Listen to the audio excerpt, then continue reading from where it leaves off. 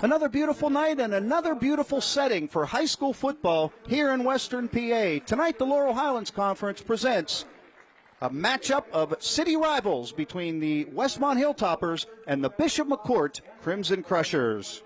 Hello, everyone, and welcome to the broadcast booth here at Price Field. I'm Rick Halls. We welcome in the newest member of our Friday Night Rivals team, Ken Salem. And Ken, interesting matchup here tonight. You have one team that's really expected to make a big run in the playoffs. They're 6-0. They're putting together a great season. And another team kind of rebuilding. But it sounds like a cliche, but you really throw the records out when these two teams get together. This is part of the city championship. It's one of the city rivalry games. And you really do need to throw out the records because the kids are familiar with each other. The coaches are familiar with each other. And each team, regardless of the record, wants to put on a good show, put their best foot forward tonight. When we were down on the field before the game, you could feel the energy down there. Is there anything Westmont would like more than to ruin Bishop McCort's perfect season? Well, they want to play hard. They want to keep building. You know, Coach Rierick's doing an excellent job getting this thing turned around, and it's small steps. It's small improvements each week. And, of course, Coach Smith wants to continue to work hard and be 1-0 each week. So I think there's two different agendas here, and they're going to work hard to make sure they have a great game. Yeah, it should be a lot of fun here. Let's look at some of the players to watch here tonight. First, for Bishop McCort, their do-everything running back, number 2, John D'Elia. He's averaging over 100 yards a game on the ground. He's also tied for the team lead in receptions with 14, and he has 10 touchdowns on the season. And for Westmont, we highlight their junior running back, Bryce Goodman. And Goodman comes into this football game as their leading rusher. He also has their team lead in touchdowns, and he has a couple of receptions and a touchdown in the year this year. They're both real physical kids. They both really work hard in between the lines, and they both get those yards after first contact. And with the keys to the game, let's talk to Ken. So tonight, looking at the Westmont Hilltop keys to victory, we need to eliminate or create turnovers, and they also need to eliminate splash plays from McCort. They want to keep this as close as they can, and Bishop McCort wants to play clean. They want to eliminate penalties, and they want to make sure that they can control the line of scrimmage with that obvious size and weight advantage they have up there. Yeah, they definitely have an advantage there, no doubt about that. When we come back, the opening kickoff, Week 7 of the high school football season, right here on the Good Feet Store's Friday Night Rivals, presented by Levin Furniture. The Good Feet Store's Friday Night Rivals, presented by Levin Furniture.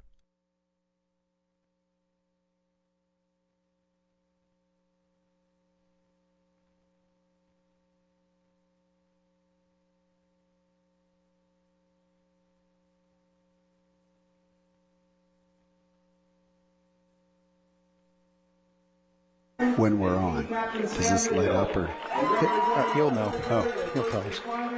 He'll say like Q talent. okay.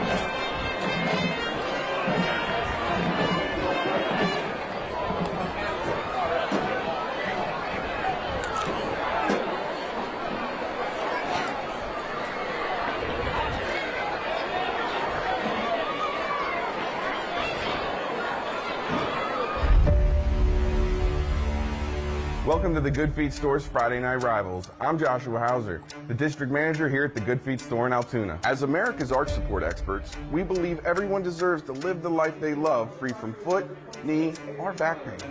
From our local athletes on the field to our friends, family, and neighbors, life is a journey we all take one step at a time. Let your local Good Feet store help you take that journey without pain. Good luck to both teams tonight, and we hope you enjoyed the Good Feet Store's Friday Night Rivals.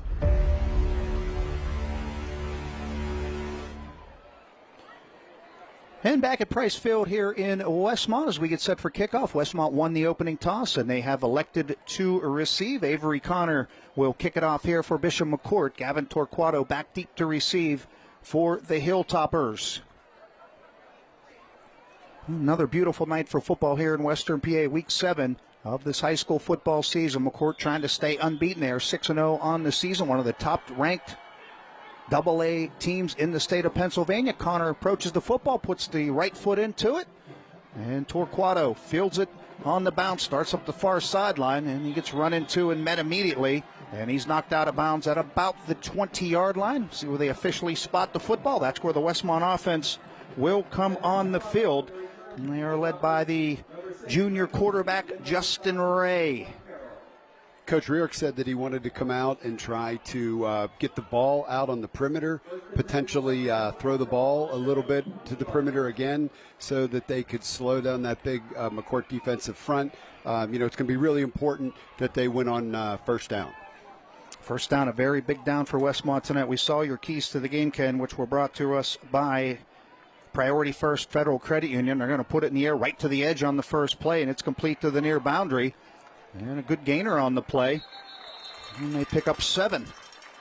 And let's look at that starting lineup here. First for the Westmont Hilltoppers, their offense. Landon Valente with a real nice catch. Nice yards after the catch.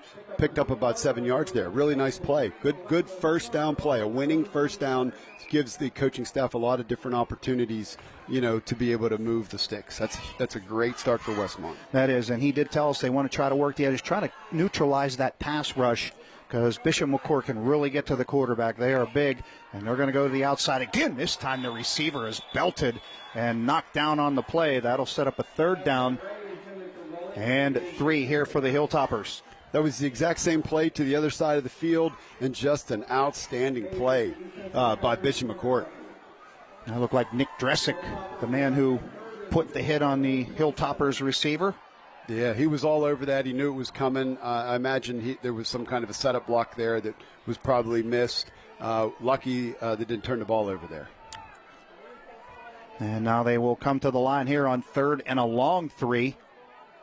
And Ray in the shotgun formation. And he takes a high snap. He's going to go right up the middle with it. And he is going to be stopped immediately by a whole host of Crimson Crushers.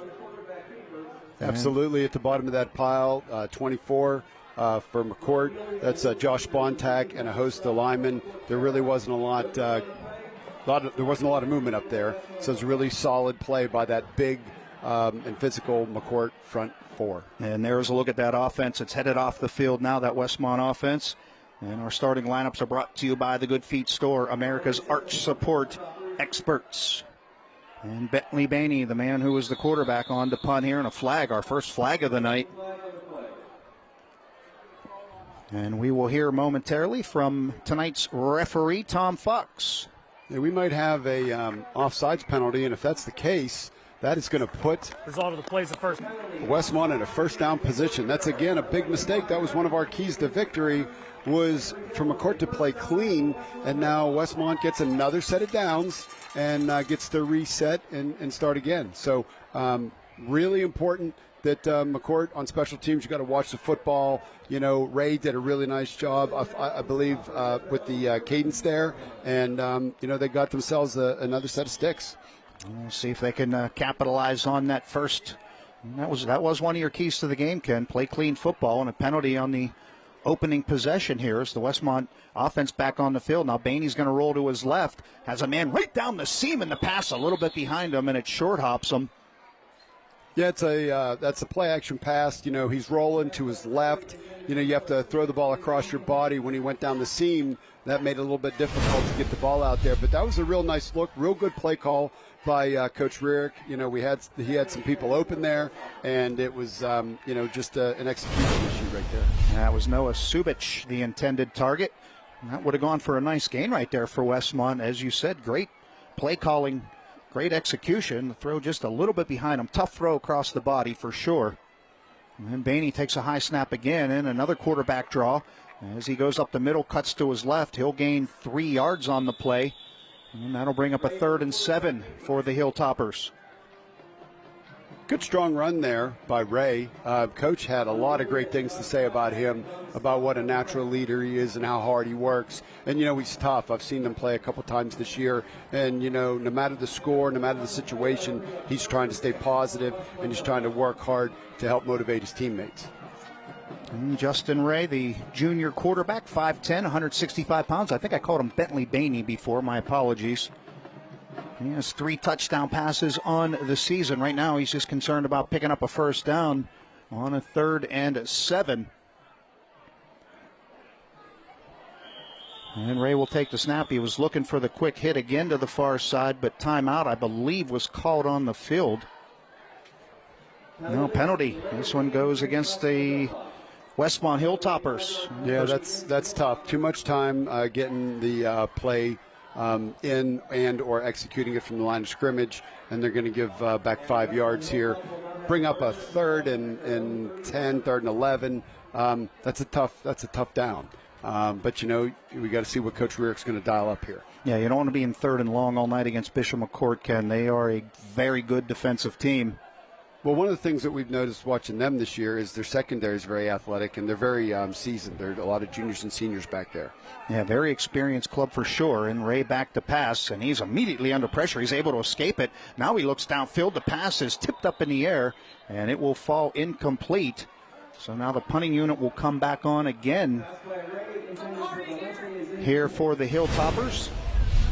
Yeah, it was a good play, and we had a real nice play down middle of the field, and you can see that nice play by Spontac to break that up. Good ball thrown by Ray. Just a really good defensive effort there to break that up. That was our Good Feet Store replay. And now the punting unit on the field again here for Bishop McCort. Or for Westmont, I beg your pardon. And the snap is true and the kick is off. And it's a high spinning kick, and it's fielded about the 43. And looking for some room and finding it to the near boundary. Angelo Gallucci's got a lot of room. He's down the sideline and finally taken out of bounds around the 17. And a great return by Angelo Gallucci as he started to his right, just nothing available there. There's a flag on the play. It's in a position where that is normally some kind of a hold. And we'll see if that one comes back here. We'll hear from Tom Fox again for the second time here tonight. Coach Smith had a lot of really great things to say about Gallucci and how he's sort of the glue of the program. Always tries to make plays. Again, sort of like Ray, trying to always be positive and plays in a lot of different positions. But that's a very costly penalty. So now they go from the 17-yard line going into the end zone, in the red zone, brought all the way back from the point of the foul to now the ball spot on the 38-yard line. And that's where Bishop McCort will take their first possession as Bentley Bainey leads the offense onto the field. And they like to run a spread offense. They can run it and they can throw it. They have a lot of guys that touch the football on this McCort offense. Now they're going to pack it in tight, kind of reminiscent of the old Westmont offense. And right up the middle they go for a short gain on first down. Yeah, nice shift there. Again, going to try to maybe establish the run, use that overwhelming size advantage they have up front. But pretty solid play by the Westmont defense, making a play after only a 2-yard gain.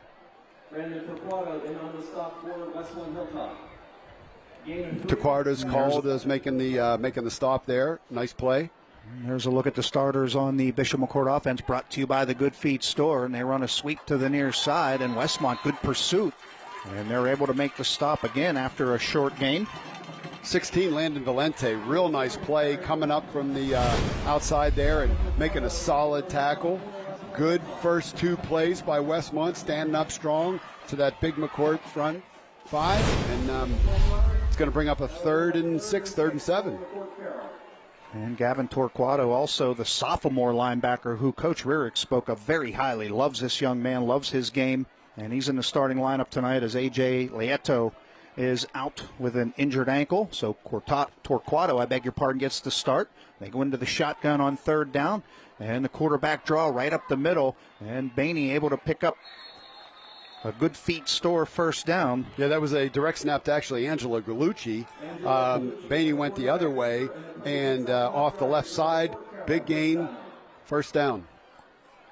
And there's a look at that Westmont starting lineup. Myers, Probosi, Goodman, Myers, Torquato. And you see Surloff, Galati, Valente, Gartner, and Justin Ray back there at safety. So a 1st down for McCort as they move into plus territory at the Westmont 46-yard line. And Gallucci again will throw this one, and it's complete. And that is going to be a touchdown for Bishop McCort as they race into the end zone as the man just was able to. Bentley Bainey moving around tonight. So Bentley Bainey from Gallucci, nice slant pattern, a little bit deeper run, nice ball, nice catch, touchdown, McCort. And that one covered 46 yards. Bainey on the receiving end of it. They can give you a lot of different looks, and they are off and rolling here. Well, Gallucci was in a situation in the last few years due to injuries. He ended up playing quarterback. So they've got some ability to move things around, sort of like a wildcat look, and do some different things. 26 Avery Connor in for the extra point. And Connor, the kick is up, and it is good. So on their first possession, McCort takes the ball right down the field, 46 yards, Gallucci to Bainey, and McCort has the lead. We'll be right back after this. You're watching the Good Feet Stores Friday Night Rivals, presented by Levin Furniture.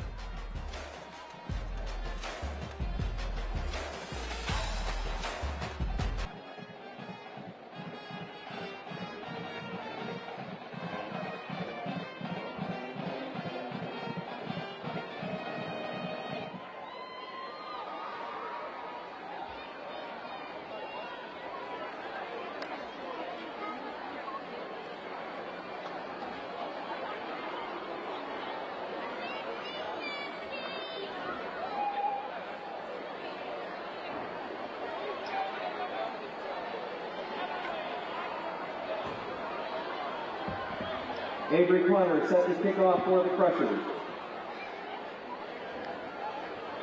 Gavin Torquato deep to receive for Westmont Hilltop.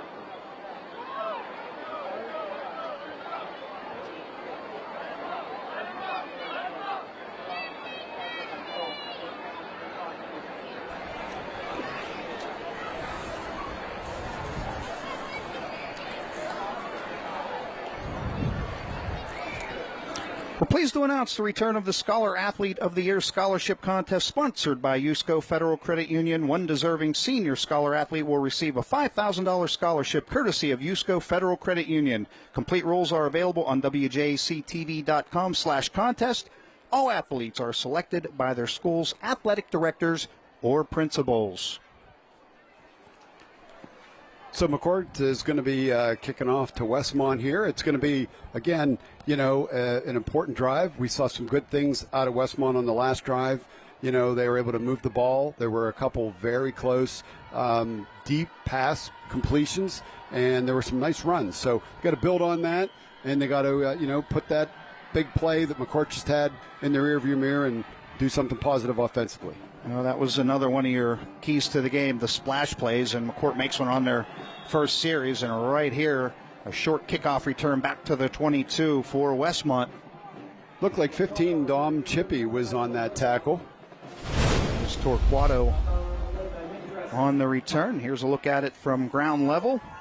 And a good short tackle right there by Nick Dressick. Yes. Chippy was cleaning it up, but that was all number 5. So Westmont will take their second possession, I beg your pardon, at the 23-yard line. So Gorman, Jahinski, Hill, Myers, Probozzi, and Surloff are leading the offensive front for Westmont. They have triple stacked receivers to the near side, and they're going to throw a little wide receiver screen, and they're going to throw it downfield. They're pulling out all the stops here, and this pass is short and nearly intercepted by Angelo Gallucci, who's been involved in everything so far here tonight. So 2nd and 10 for the Hilltoppers. So Noah Subic is a youngster, and he came on because he's got a good solid arm. That receiver got pretty deep there, and I completely understand why Coach Rierick is, trying to create a splash play coming out of there. The last series he set up a couple screens in the perimeter there, and McCourt's defense has been real aggressive, but you got to give credit to the McCourt secondary for not letting that player get behind him. Yeah, nobody bit. Everybody stayed at home. Direct snap right here, and Ray tried to go up the middle again, and he stopped right at the line of scrimmage. So a 3rd and long, another 3rd and long situation here for Westmont, what they don't want to be in much tonight, and they've been in it a few times already on their first 2 possessions. Saw Brady Page around that, and I also saw the big guy down there, number 74, Rocco Fetzko, is a force. He's really been an outstanding, I think he's in his 4th year as a starter for McCourt. Coach Smith had a lot of great things to say about him, and he and Rodriguez in the front of that McCourt defense are going to be able to, they can make some noise when they get their pad level low. And a 3rd down and 9 for the Hilltoppers. And again, they're going to try to run the football right into the teeth of that McCourt defense, and they go nowhere. And McCourt's going to have to put their return unit back on as the punting unit comes on here for Westmont one more time. Yeah, Caleb Rodriguez, who I just mentioned, number 55, was on that play. And number 7, Garrett Faraball, was in on the play. But like you said, they're just they're racing to the ball, and Ray didn't have a whole lot of a chance there.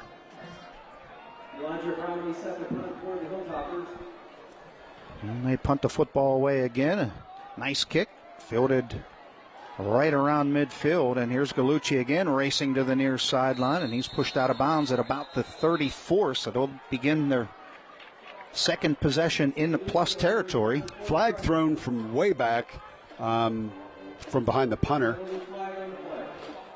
Not sure if it's a late push out of bounds or a hold. And here's Tom Fox again. This way. We're going to have a 1st down here. Personal foul.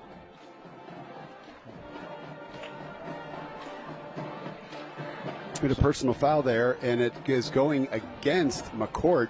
So as the player got pushed out of bounds, I think there's a block out of bounds. That's our 2nd penalty already in this football game, Ken. And Bishop McCort, you mentioned one of your PA announcer is calling an illegal block in the back. You got to make sure, especially in high school rules, that you can see who you're going to hit. You got to get inside the box, in between the shoulder blades and above the belt. That's where you want to make sure you get your hands in that box and make a legal block. And you can't do that when they can't see you. If you can't see the guy's eyes, you shouldn't be blocking him. Now Bentley Bainey's going to hand it to D'Elia. D'Elia right up the gut he goes, and he'll pick up about 5 on 1st down. Forceful run, like you said, picks up 5. He runs hard. He runs with passion. His shoulder pads are over his knees, and he's a tough guy to bring down. He's been starting since his freshman year, so he's really been around this program for a long time. And head coach Tom Smith says he has deceiving speed. He doesn't look that fast, but you get him in the open field, and he can take off. Yeah, based on the size and weight, I think Coach Smith said he ran a sub 4.540. That's pretty impressive. Yes, it is. 842 yards last year. And he's averaging over 100 yards a game this year. He takes another handoff, and he goes wide to the far side, and he will get to the sticks, I do believe, depending on the spot. And around, again, tackle made by Gardner. Big play there. He was on an island. He did a nice job of bringing down D'Elia, or that could have been a much bigger gain. And that is good for a UMH Properties 1st down. Live better, start sooner with UMH Properties. Visit UMH.com.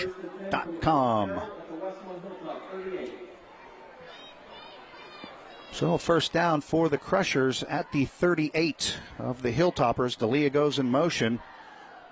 Bainey takes a snap, and he's going to throw it down the far sideline, and he has a man, and he stays in bounds, and he goes in for the touchdown. And I believe that was the man in motion, D'Elia. Yes, it was.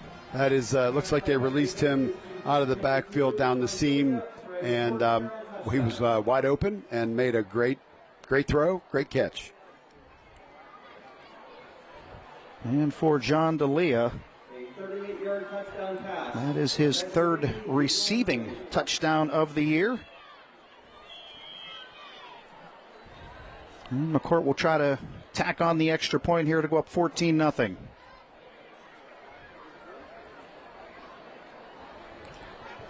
And the long snapper is Richie Hildebrand, the holder Angelo Gallucci, Avery Connor on to attempt the point after. He's 1 for 1 in this game, 26 of 28 on the season.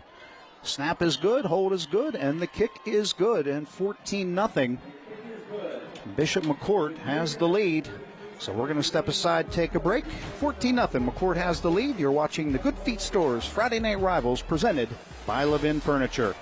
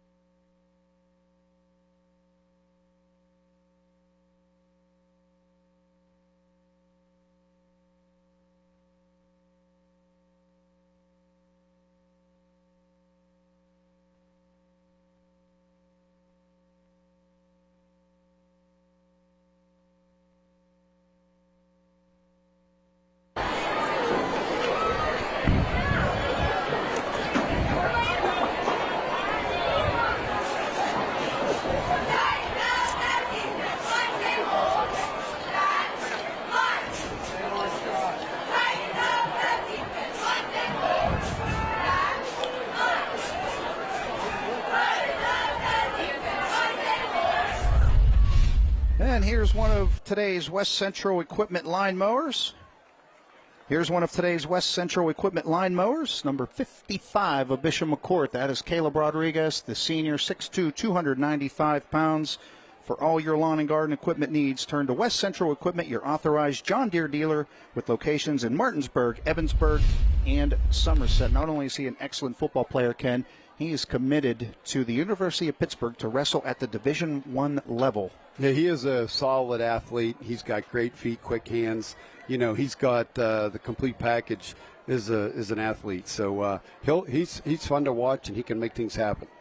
Well, that last drive for the Crushers, 3 plays, 50 yards, and they lead it 14-0. And Westmont is in need of something here to get going. That first series they had offensively, they picked up a first down via the penalty.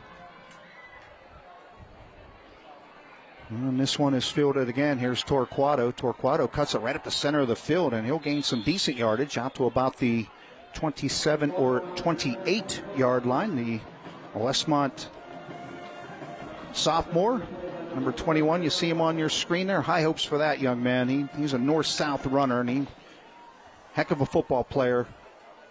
Head coach Josh Rarick said high hopes for him, and this is a young Westmont team. Only 4 of the 22 starters are seniors, 18 out of 22 underclassmen, and they're kind of using McCort as the model. We talked about it. McCort a couple of years ago, 3 years ago, went 2-8. 2 years ago, 3-7. Last year, 5-5. Now 6-0. So they're kind of building, and that's what Westmont wants to do with their young club. Absolutely. They're getting invaluable experience, these sophomores that are playing right now, and they just got to keep competing, and they got to take it play by play. And they're back to pass, and he is under pressure, and he is brought down for the sack. Yeah, Garrett Faribaugh is in on that. It looked like they brought him off the corner, and just didn't have any time to set up and get rid of the ball. And Faribaugh, the senior defensive lineman, his 3rd sack of the year. And that is a big loss right there for Westmont as they lose 8 yards on the play. That'll set up a 2nd and 18 now from their own 19-yard line. Well, they have a lot of guys, this McCort team, that can make plays. Westmont trying to find a way to answer here and make a play of their own.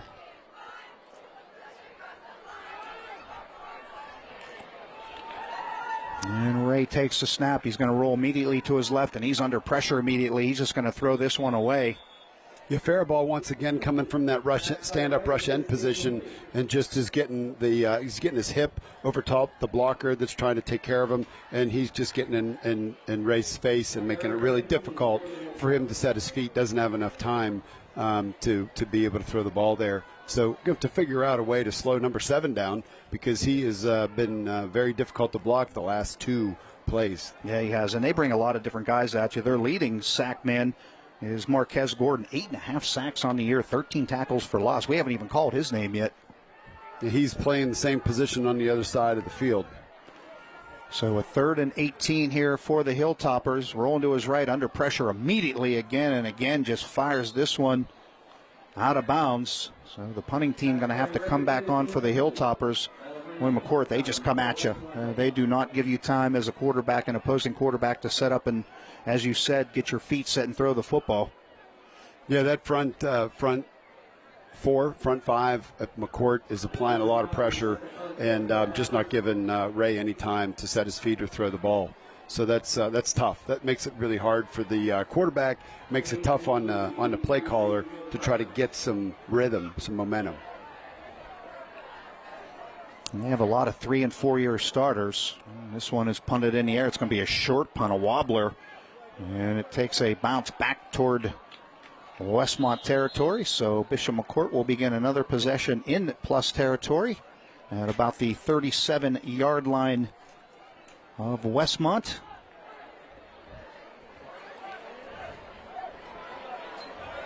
Earlier in the day, I was talking to athletic director Coach Callahan, and he had told me that Rob Patola, who's been here for 5 years, just was named the 24-25 NFHS Pennsylvania Boys Golf Coach of the Year.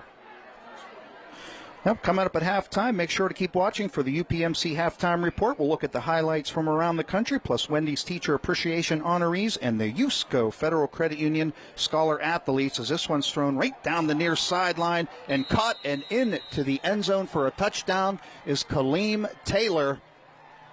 And McCort takes all of one play, and they go 37 yards, and Kaleem Taylor makes the catch, and that's just a one-on-one battle right there. And look, and Taylor just goes up and wins that football, Ken. Yeah, you know, he is a physical kid, strong kid, and again, good ball put right where it needed to be, and he just made the play. Again, good position on the coverage. It's just a matter of someone's a little bit bigger was able to get himself in position to make that touchdown.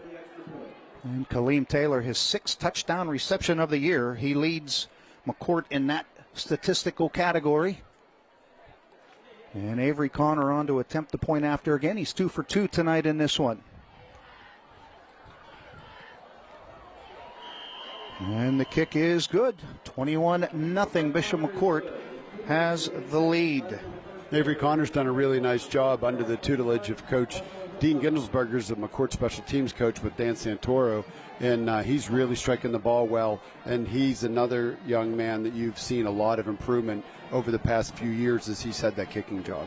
Well, WJAC TV and the Good Feet Stores want to thank Westmont for hosting tonight's game. WJAC and the Good Feet Store are proud to support our local schools, and tonight are donating $500 to Westmont. So 21-0.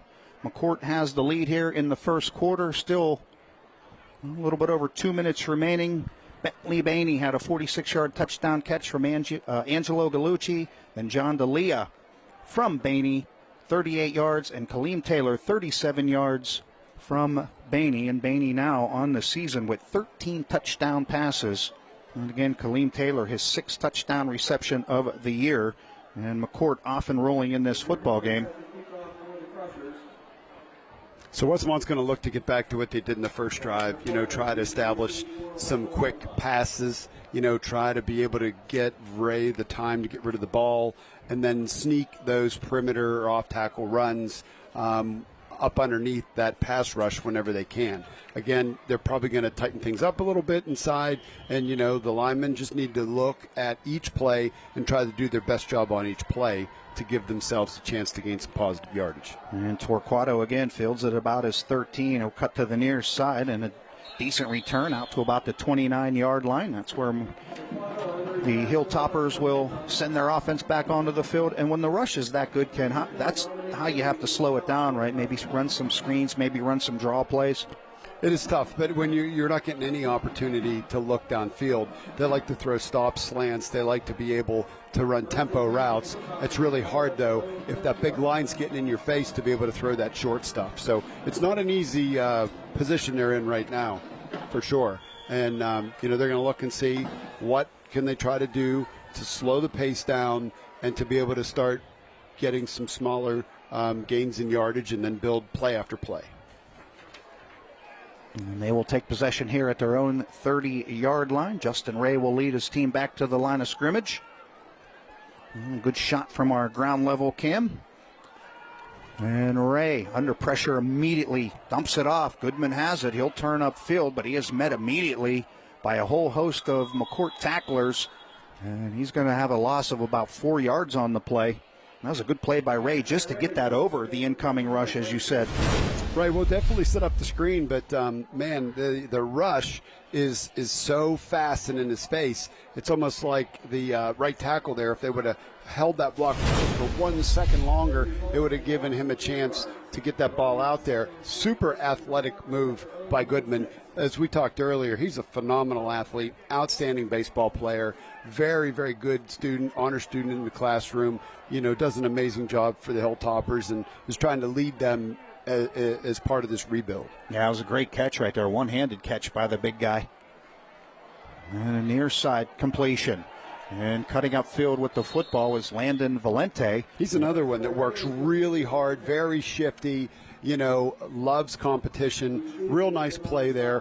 Puts him in a situation where we're in a manageable 3rd and 5. So let's see what Coach Riera calls up now. And tonight's Friday Night Rivals live stream is brought to you by UMC Life-Changing Medicine. I'm happy to have all our sponsors on board. We thank them as always. Another third down here, as Ken said, a little bit more manageable than it's been. It's been 3rd and 10, 3rd and 11, 3rd and 12. This one a 3rd and 5. We'll see if Westmont can move the chains here from their own 35-yard line. And Ray takes a snap, rolling to his left. He's going to fire this again under pressure, and nobody open downfield as he just throws it into the McCort sideline. And Westmont going to be forced to punt again.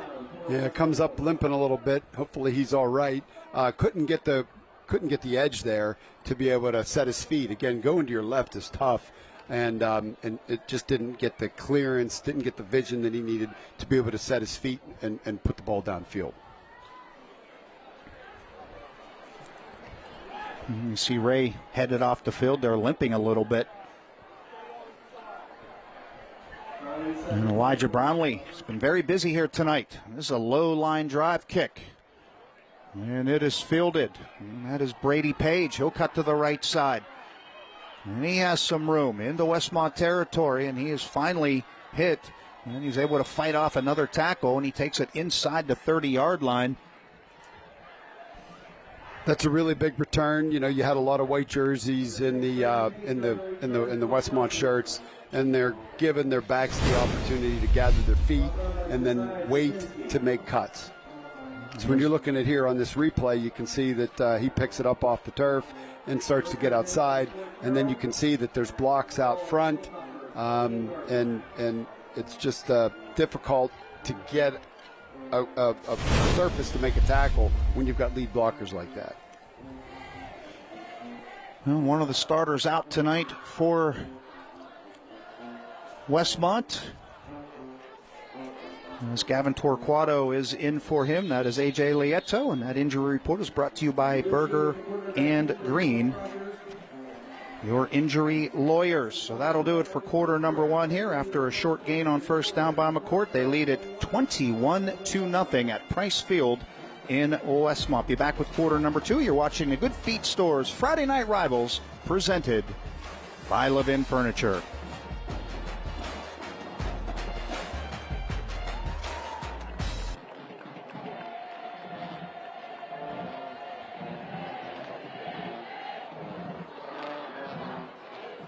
And at this time, the Westmont Education Foundation would like to thank our Hilltopper Legacy Society sponsors for their generous 5-year commitment to supporting Westmont Hilltop.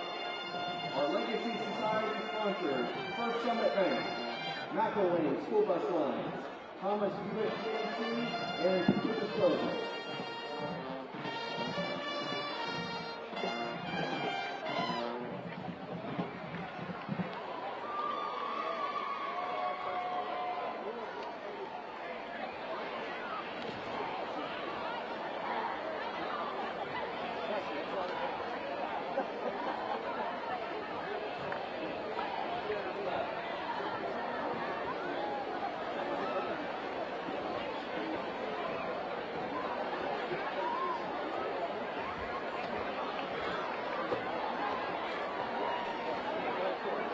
The court drill begins the second quarter, 2nd and 6 at the Hilltopper 24-yard line.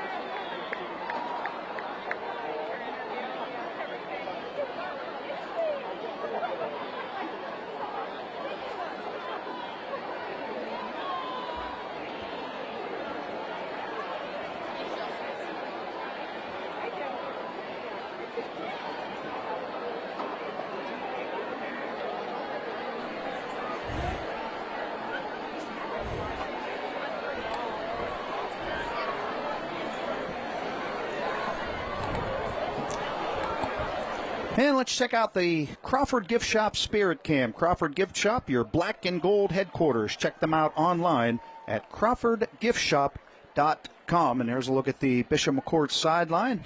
And they are celebrating the first quarter as they put up 3 touchdowns. They lead it 21-0 at Price Field here in Westmont. And recall, alongside Ken Salem, happy to have you on board for this one tonight.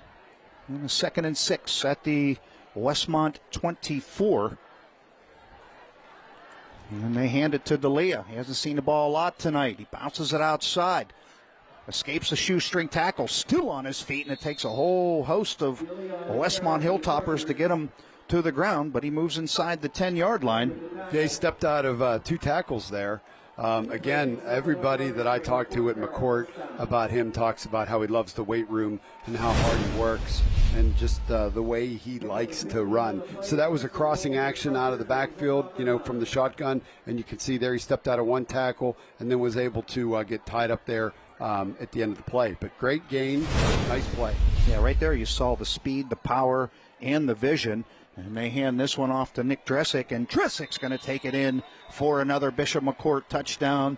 This one from 9 yards out, and McCort goes up 27-0. You got to give that McCort offensive line some real credit there. They were able to move the ball very nicely. Zohan, Rogier, Rodriguez, Fetzko, and Alshu, they did a really nice job of just moving the line of scrimmage and making that a real clean opportunity to score. And Nick Dresick able to walk it into the end zone. Well, it's nice to be able to run behind that line. That is his 4th touchdown of the year, his first on the ground. He has 3 receiving touchdowns to go with that. And Avery Connor, 3 for 3 tonight in PATs, will attempt his 4th. And Gallucci on the hold. Snap is good, hold is good, and the kick is good. 28-0. Bishop McCort leads Westmont. We're going to step aside, take a break. You are watching the Good Feet Stores Friday Night Rivals, presented by Levin Furniture.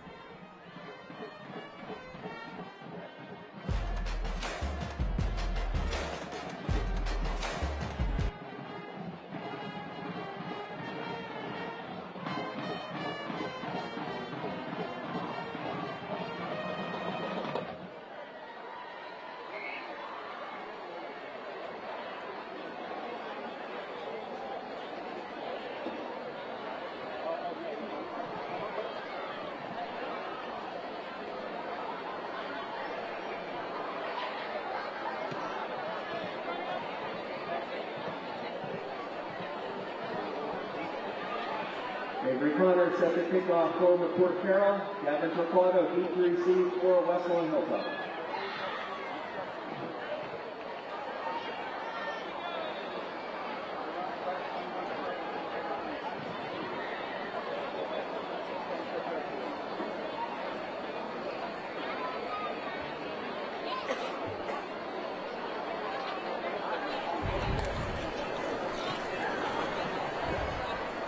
During the fourth quarter of tonight's game, we'll be highlighting the school bus stop of the game. The law in every state requires drivers to always stop for a school bus when the stop arm is out and the red lights are flashing.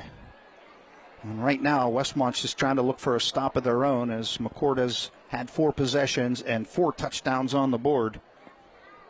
Well, that experience that you talked about early in the pregame, the fact that McCourt's bringing so many seniors to the stage tonight, to this game, the fact that they've got experience, you can just see the difference in size and speed and, their ability to make plays. Now, again, Westmont's going to try to set this thing up to be able to do something positive. Every single series gets us a chance to be able to put the ball in play and take great steps. That's what Coach Rearick's looking for.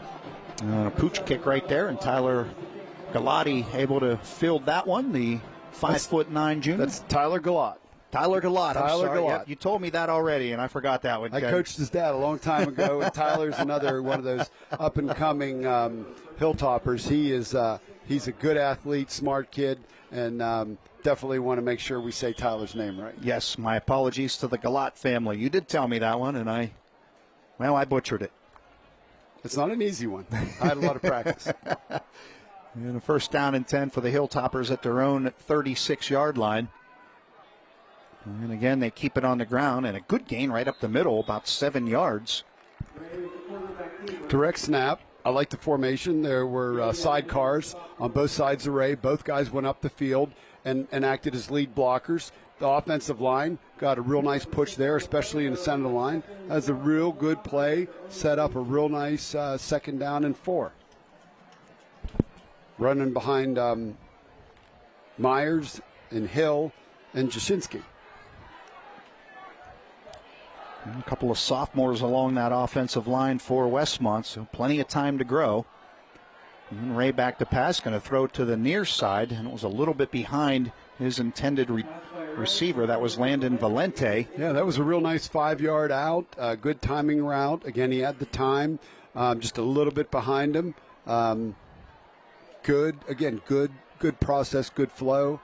Now they just have a third and 4 here.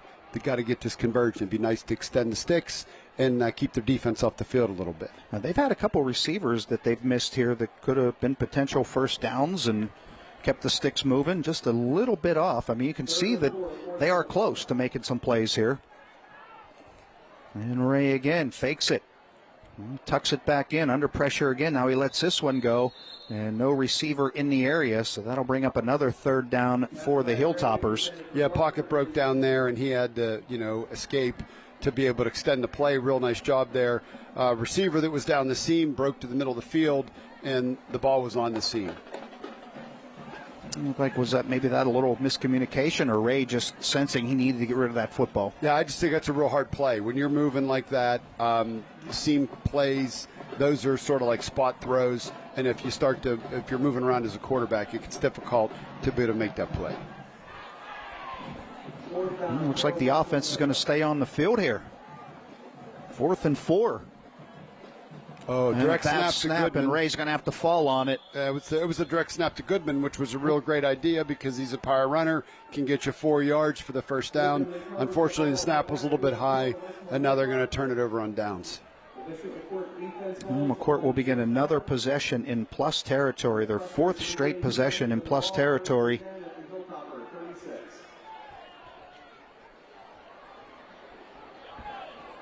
And the defense right back on the field here for Westmont. It gets tiring chasing. It is at any level when the defense is on the field for most of the game. It can get tough. It just starts with one play, though. You got quarterback rolling to his right. He's outside. It was a nice fake up inside. Had a contained break here on the left side of the Westmont defense. That's a first down.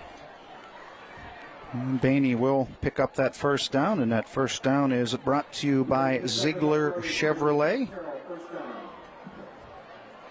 Cars cost less in Claysburg. And he takes another snap, hands it to D'Elia. D'Elia right into the teeth of that Westmont defense. They keep the pile moving. He'll pick up a couple of yards. Just looking ahead at McCourt's schedule, they have Phillipsburg Osceola next week. They come into this week at 4-2, and then a big matchup in 2 weeks against Forest Hills, who's 5-1 on the season. Absolutely, things are going to continue to get interesting for McCourt as the season goes on. And again, Bainey, he'll hand this one off. And ahead with that football. This time it's Luke Stevens. Yeah, mixing it up. Luke Stevens is a very capable back. Tom liked him a lot on defense, but he's obviously showing that they've got some depth there at running back as well. Yeah, they have a lot of guys they can put the football in their hands that can make plays for them. And when you have an offensive line like that, well, it's nice to run behind for sure. Earlier in the broadcast, I was talking about Coach Patola being awarded that coaching award for the year. The Westmont Hilltop girls golf team also won the District 6 championship today. And this one's on the ground, and does Westmont come up with it? Yeah, congratulations to them. Westmont girls golf team. Fumble on the play, and the Hilltoppers come away with it. So the turnover belongs here to Westmont. So you can hear there was a clean snap. We had the ball, and there was looked like the ball was placed on a knee. Ball was launched up in the air. Westmont Hilltop gets penetration, covers the fumble, and now has the football. That was a big opportunity. If they can get a couple turnovers, McCourt makes a couple mistakes that can really help stem the tide. And right off the first down play here, swarmed under is Justin Ray. That was Goodman, the man who recovered the fumble. Yeah, and what we talked earlier, those two defensive ends, Gordon and his counterpart, Faribaugh, they're coming upfield strong, and they're taking real hard attack angles, and they're able to get into the ball carrier and to the quarterback's face. Yeah, that was a real nice play out of both of those young men. They create a lot of havoc off those edges. When do you maybe have to go to max protect? I mean, or maybe they're already in that, and they're just at such a physical, size disadvantage, they cannot contain those edge rushers, Ken. What's really difficult, I think when you're mismatched up front, you're trying to spread the field and try to do things that are quick, release, and I think I agree with that philosophy. It's just player against player.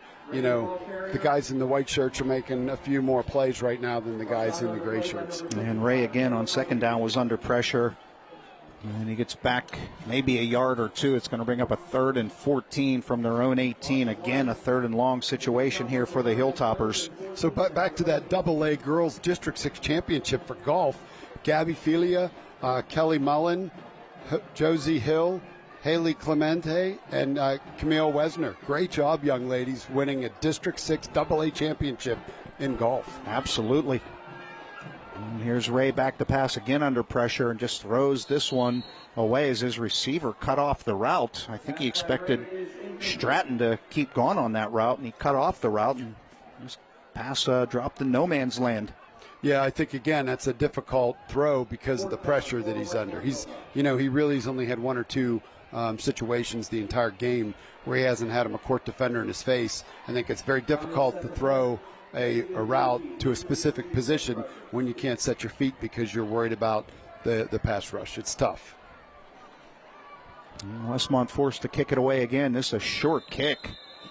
And it's going to go right over the Westmont Hilltop bench. And we'll see where they mark it. You see the side judge going down here. He's going to mark it at about the 35-yard line. That's where Bishop McCort will take possession once again. And boy, field position has absolutely been in McCourt's favor. They have begun all but one drive so far in plus territory. Well, that aggressive play right now is putting Westmont in some tough situations. And, again, not being able to take your time on that punt or feeling rushed on the punt. The last 2 have been shorter than normal because he's a pretty solid punter. And you see Bentley Bainey Looking at the armband, setting the play. He'll take the snap. And right down the middle of the field, he has his man, and a quick tackle, the completion right there to Brady Page. And he'll pick up a couple. Wrapped up by Justin Ray, came up, made a real nice play there. Good footwork, good ball, good catch. Great play by Ray. And Ray, one of the leading tacklers on this Westmont defense, came into the game with 27 on the year. He does it all. He sure does. That was a gain of 5, so 2nd down and 5 for the Crushers, as we are under 7 minutes remaining here in this first half. So Bentley has 2 guys in the backfield with him. Hands it off to Gordon. Marquez Gordon, his first carry of the night, and he is stopped after a minimal gain, maybe a yard on the play. Good pursuit there by the Westmont defense. Absolutely. Excellent contain out there, and then the guys underneath, the linebackers underneath, and the defensive line flow into the football. Real nice play. Brings up a 3rd and 4.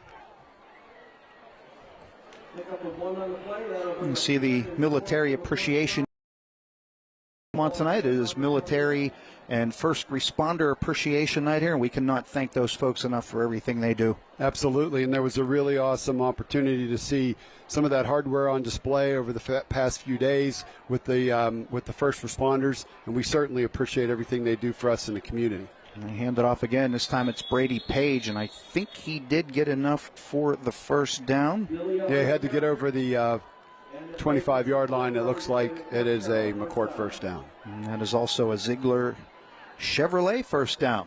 And we're also celebrating the 1975 Westmont undefeated team here. 50 years ago, Westmont went undefeated, and they had a couple of guys from that undefeated team on the field here tonight, and they were honoring them. Absolutely. It only give up a handful of touchdowns, and to be 9-0 in that era, there weren't playoffs back then. That was a phenomenal team celebrating its 50th anniversary of that undefeated season. And here's Brady Page, another carry to the near boundary. He'll pick up about 5 yards.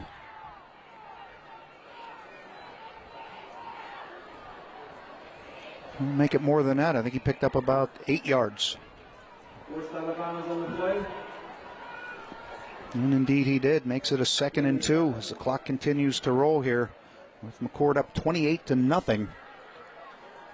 They have gotten touchdowns in this game from Gallucci, a touchdown catch, D'Elia, a touchdown catch, Taylor, a touchdown catch, and Dresick, a 9-yard touchdown run. Here's D'Elia, bounces it to the outside, able to shake a tackler. Now he walks the tightrope. Did he score, or did he step out? Waiting for the signal. Yes, he did. D'Elia, his 2nd touchdown of the night, the first one receiving, this one rushing. And that is his 9th touchdown on the ground this year, and it's a 34-0 Bishop McCort lead. Couldn't tell if he stayed in bounds. That's at the far side of the field. And we waited for the signal, and we got it. Good feet. Excellent acceleration there. As he got the corner, wasn't sure if he was going to be able to stay in bounds, but he really fired that up and was able to get that burst into the end zone.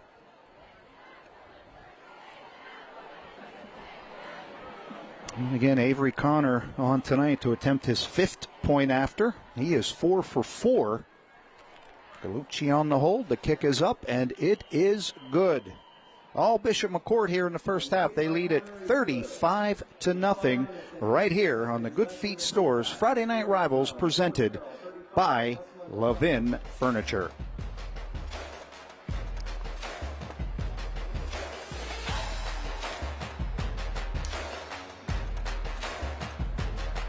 Yeah, I think if the stick's still sitting.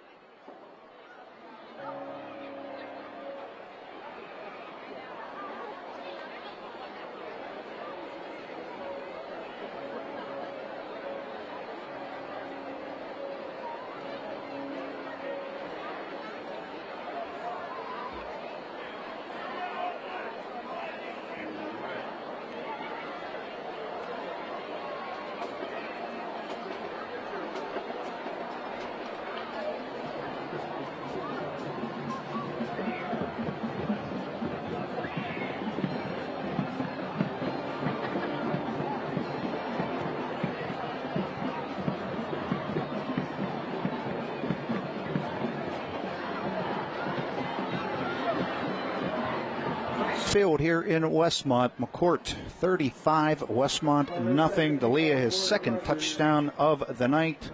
He has one through the air, and he also has one on the ground. And the McCort Crushers are as good as advertised. One of the top AA teams in the state of Pennsylvania. They lead at 35-0 here over the host Hilltoppers.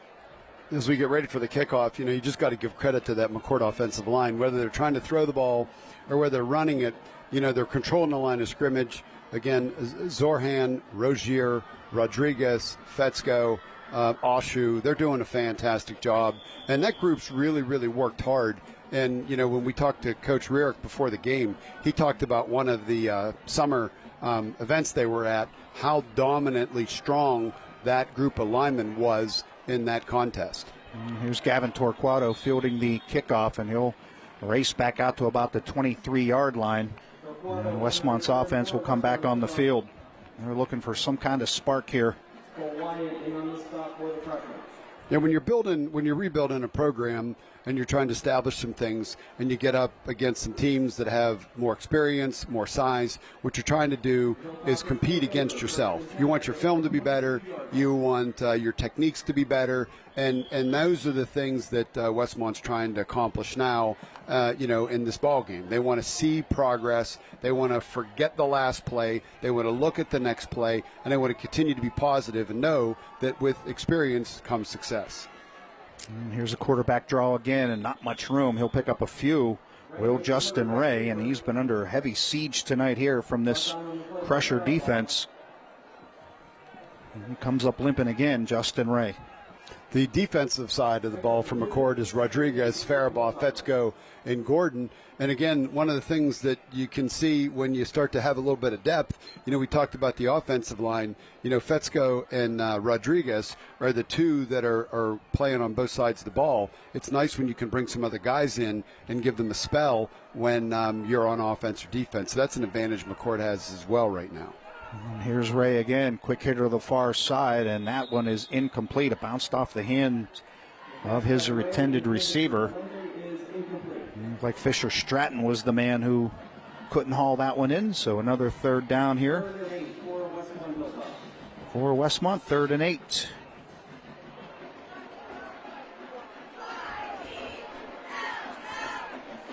And at some point in the second half, I think right from the opening kickoff of the second half with a 35-point spread, we are going to have a running clock. That is the rule in high school football.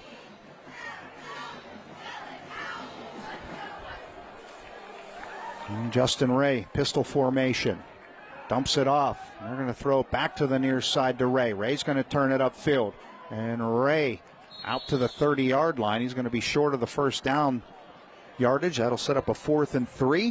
One of my friends used to call that, I coached with David Seidel, he used to say, there's a little trickeration there. So that was executed nicely, throwing the ball out to the flat and then having the quarterback cycle back the other way and then throwing the ball back across the field.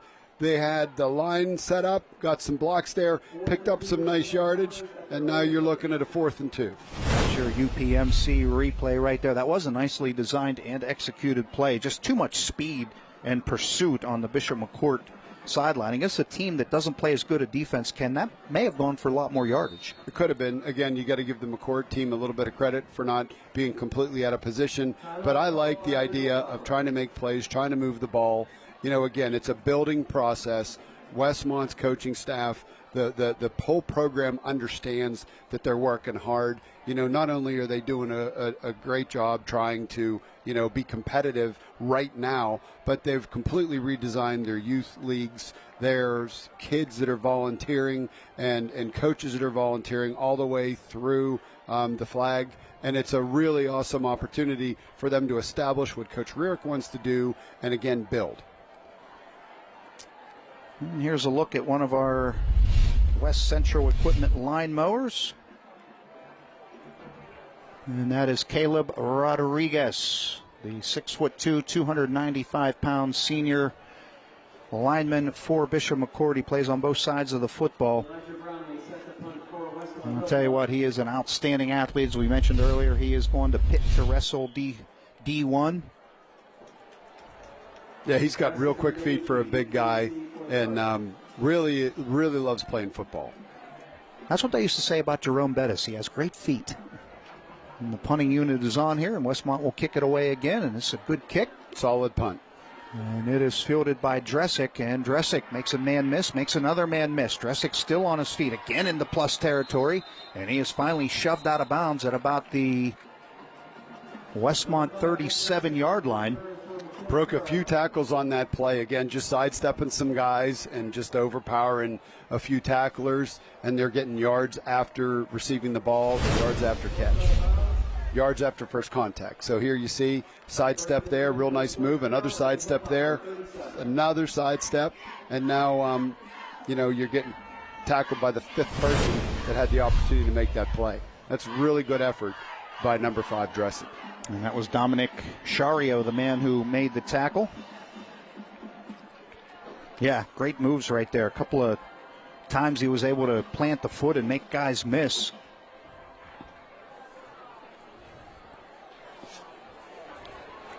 And he goes in motion. Gallucci under center, hands this one off. And that is D'Elia down to about the 32-yard line. That was a really nice little scissors look out of the shotgun. There's a little bit of misdirection there, but I like that because it's real quick. It's not a deliberate misdirection play, and what that really is going to force future opponents, and certainly Westmont to do at this point, is you got to play, you can't guess. You've got to make sure that you play your gap, you play your area of defense when they're using that play. Gallucci fakes the handoff to D'Elia, keeps it himself, goes off a left tackle. And he is right at the sticks. I think he's going to be a little bit short. Tackled by Brandon Torquato. Again, he's made a lot of plays for Westmont tonight. It does look like they did get a first down. That is indeed a first down. That is brought to you by Ziegler Chevrolet, where cars cost less in Claysburg. And the UPMC replay.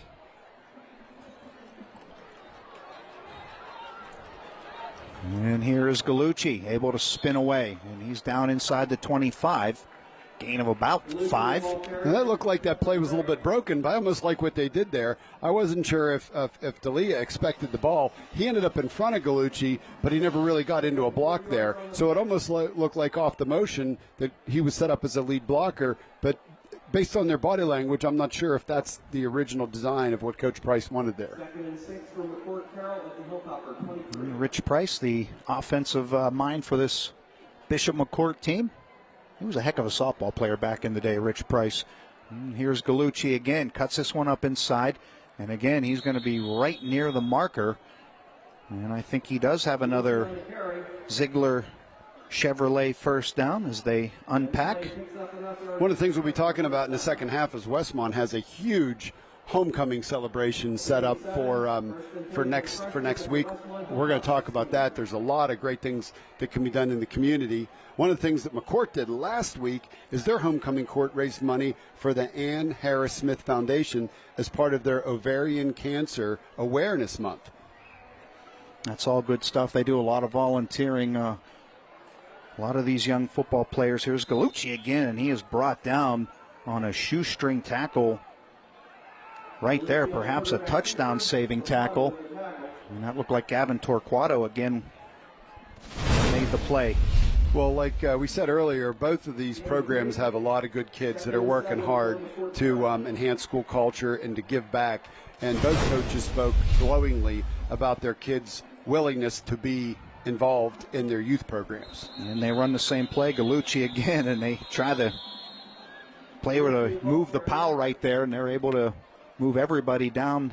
We have Bishop McCort taking a timeout, trying to manage the clock with 47 seconds before the half. And they will spot this one at the 7-yard line. 35-0. McCort has the lead. 47 seconds remaining in this first half. We're going to be talking to McCort head coach Tom Smith as the teams go off the field. We'll bring up a 3rd down and 1 for McCort. Boy, and this McCort team is as good as advertised, Ken. They have been dominant here tonight. They've been working hard other than those 2 penalties. The pad level has been low up front on the offense and defensive lines. Both of their running backs have done a real nice job with the football. Other than the miscue on that on the one handoff, the one turnover, it's been a much cleaner game for McCort tonight than they had last week, and that's what they need to do as they build forward.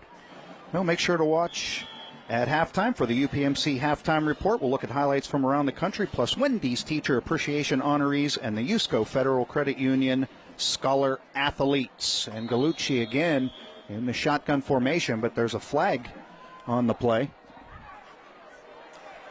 And that's going to be offsides on the defense.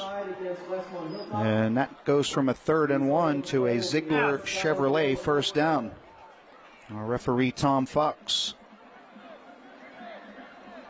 Penalties marked off half the distance. First and goal from the court. So first and goal from the 3.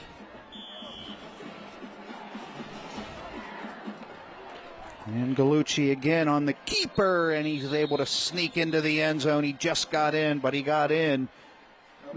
And Gallucci threw a touchdown earlier. This time he runs it in. Coach Price is really mixing it around today. You've seen Gallucci.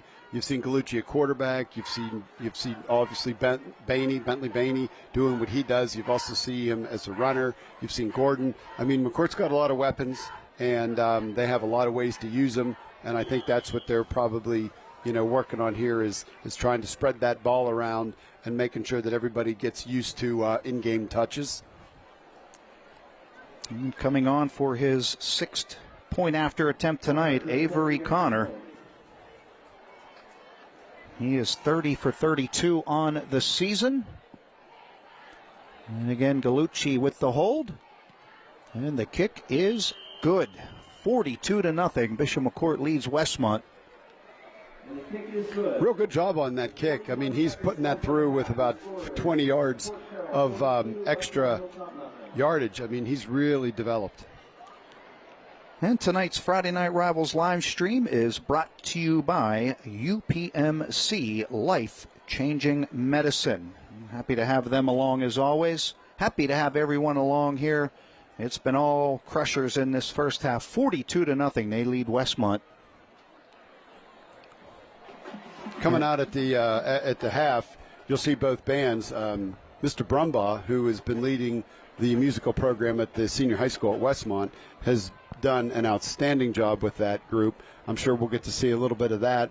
And their numbers continue to grow, and they compete. And it's another one of those programs that we can be proud of. Both schools have music programs. Both schools are doing a really good job with focusing on fine arts opportunities.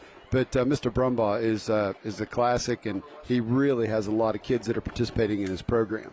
So now we're getting ready for a McCort kickoff with 41 seconds left in the half. Well, there are a lot of choices for the Bud's Auto Sales drive of the game tonight. No one drives a better deal than Bud's. Visit them at budsautosales.com. They've been all fast drives. They have been fast drives. Yeah, I don't think there's one that's been more than 5 plays.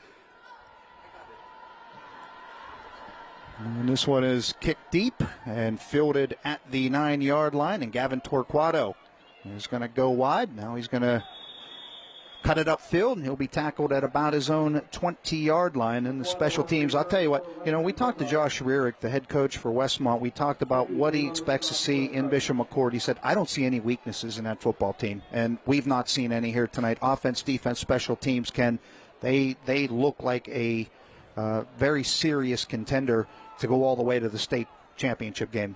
Well, it's a game at a time kind of thing.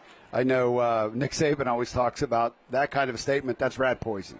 So they got to think about, what am I going to do in the second half of this game? Play smart, play strong, continue to work hard. And we just got a note from our statistician that the last drive was 7 plays, 37 yards. So they did have a drive more than 5 yards. And again, stood up immediately.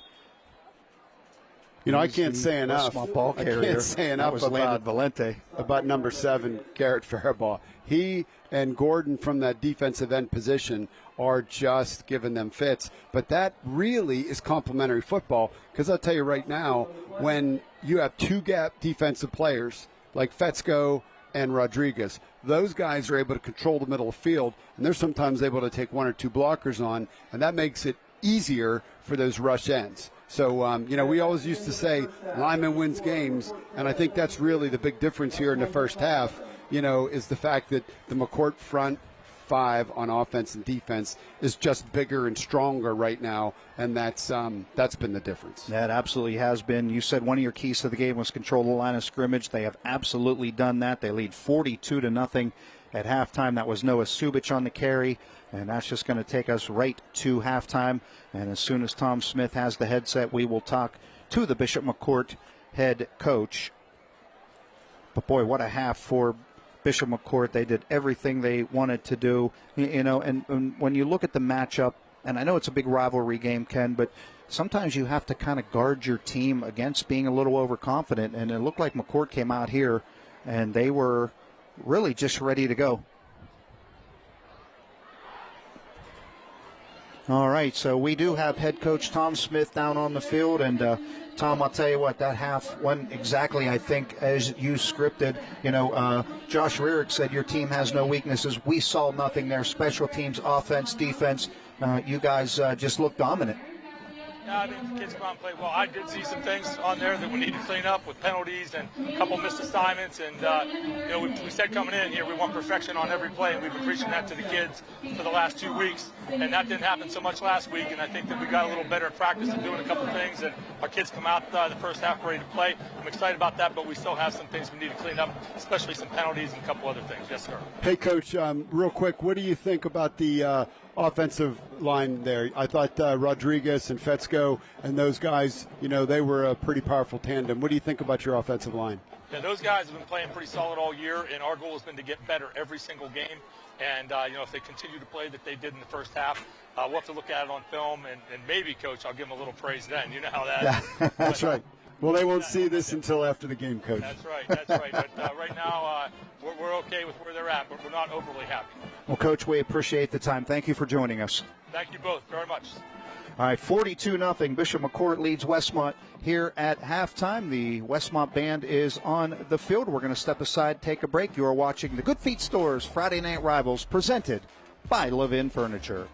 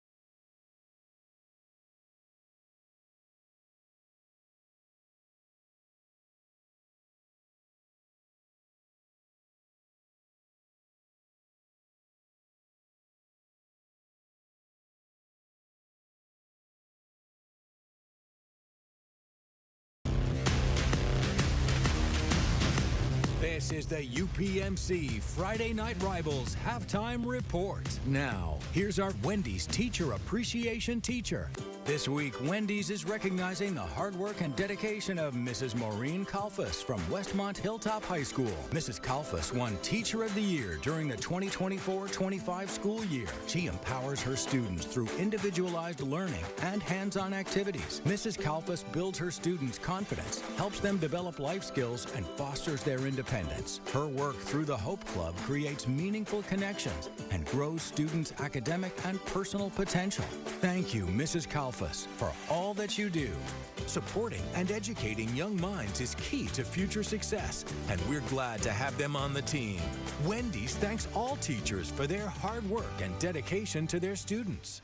Here's a look at what's coming up on WJAC TV. Let's meet the starting lineup for Teen NBC and Peacock. Team who? Grant Hill. What is happening? At 6'9", Tracy McGrady. Yo, they're giving heights? Vince Carter. Jamal Crawford. That's my team. Carmelo Anthony. Are they even going to intro us? And Reggie Miller. NBA Tip-Off, October 21st, only on NBC and Peacock. Are we supposed to play them? Coming up, our next Wendy's Teacher Appreciation Teacher and our first USCO Federal Credit Union Scholar of the Year nominee.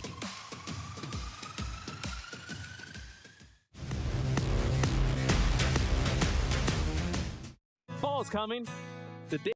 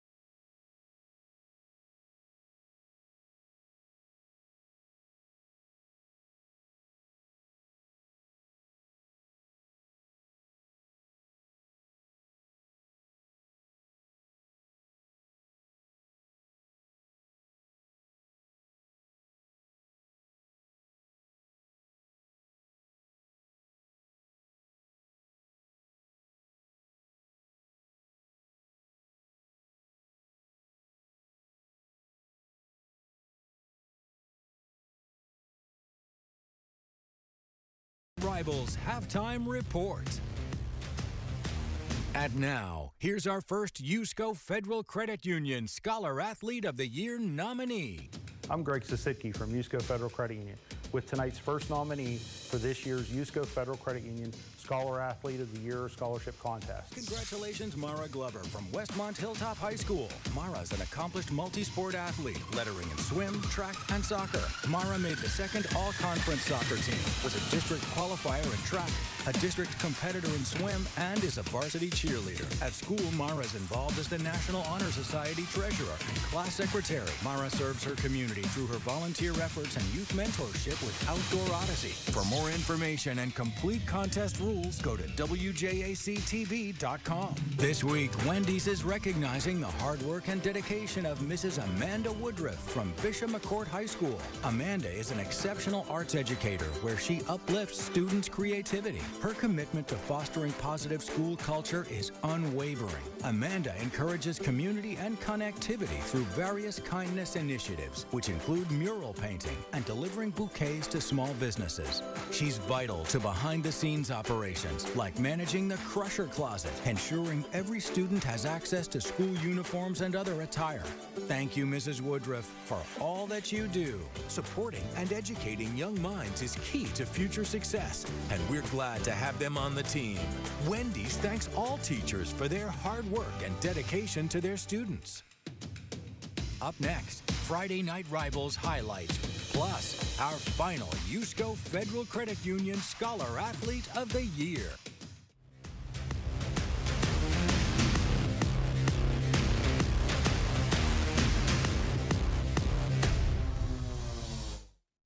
Good luck to both teams in tonight's Friday Night Rivals game from Ziegler Chevrolet.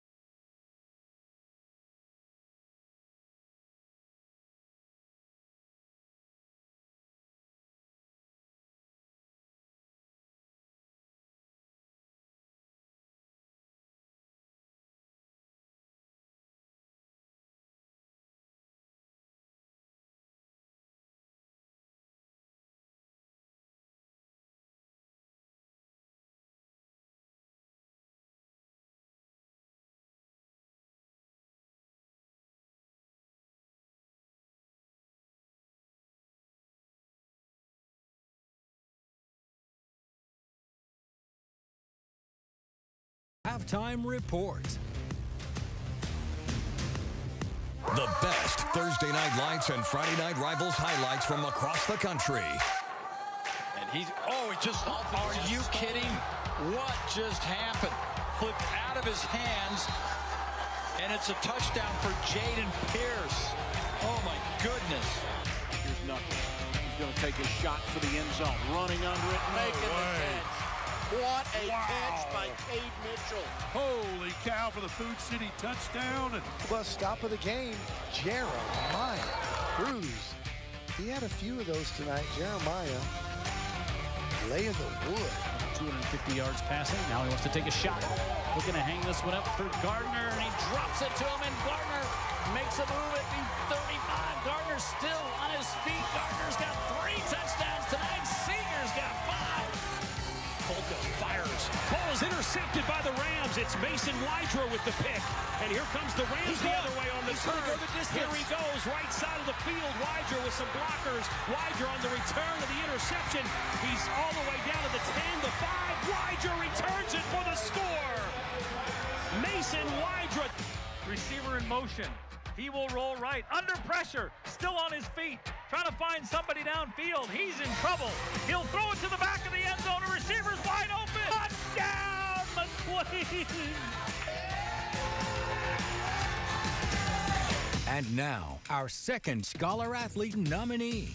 I'm Greg Sisitke from USCO Federal Credit Union with tonight's second nominee for this year's USCO Federal Credit Union Scholar Athlete of the Year Scholarship Contest. Congratulations, Emma Prius from Bishop McCort High School. Emma's an accomplished multi-sport athlete. She shows her school spirit on the basketball, volleyball, and softball teams. She's a leader both on the court as captain of the basketball team and off court as a student athletic trainer.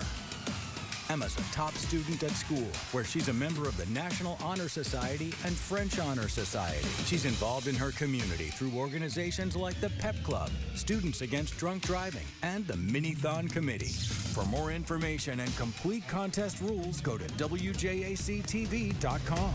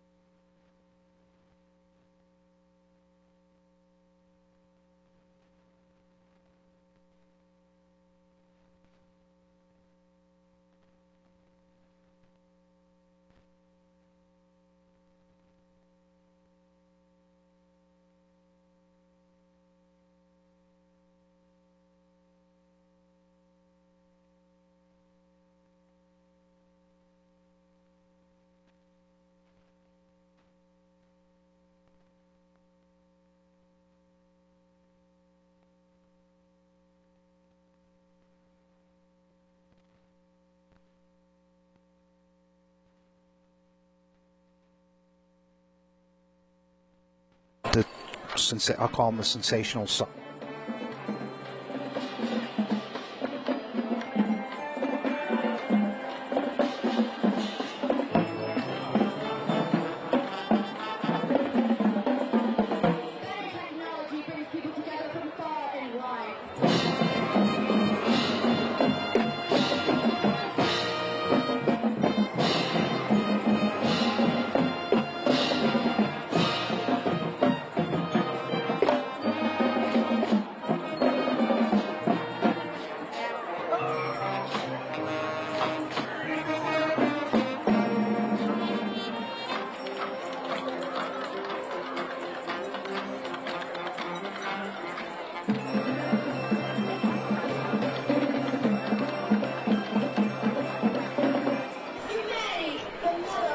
Well, the Westmont Band is on the field, and a great job they are doing performing here tonight at Price Field. 42-0, however. Bishop McCort leads it at halftime. I'm Rick Hall alongside Ken Salem. And, the Crushers can't say enough. We talked about how good a team they were coming in.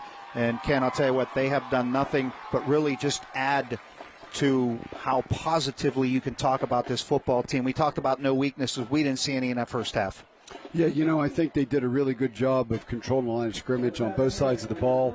Westmont was trying to do some good things with getting the ball to the perimeter and trying to get rid of the ball quickly, but that defensive line has been very physical. And then certainly the offensive side, they've had a number of big plays, but their running backs are also tough and strong, and they've broken some tackles, and that's why they're in the position they're in. Absolutely. Let's take a look at some of the highlights from that first half.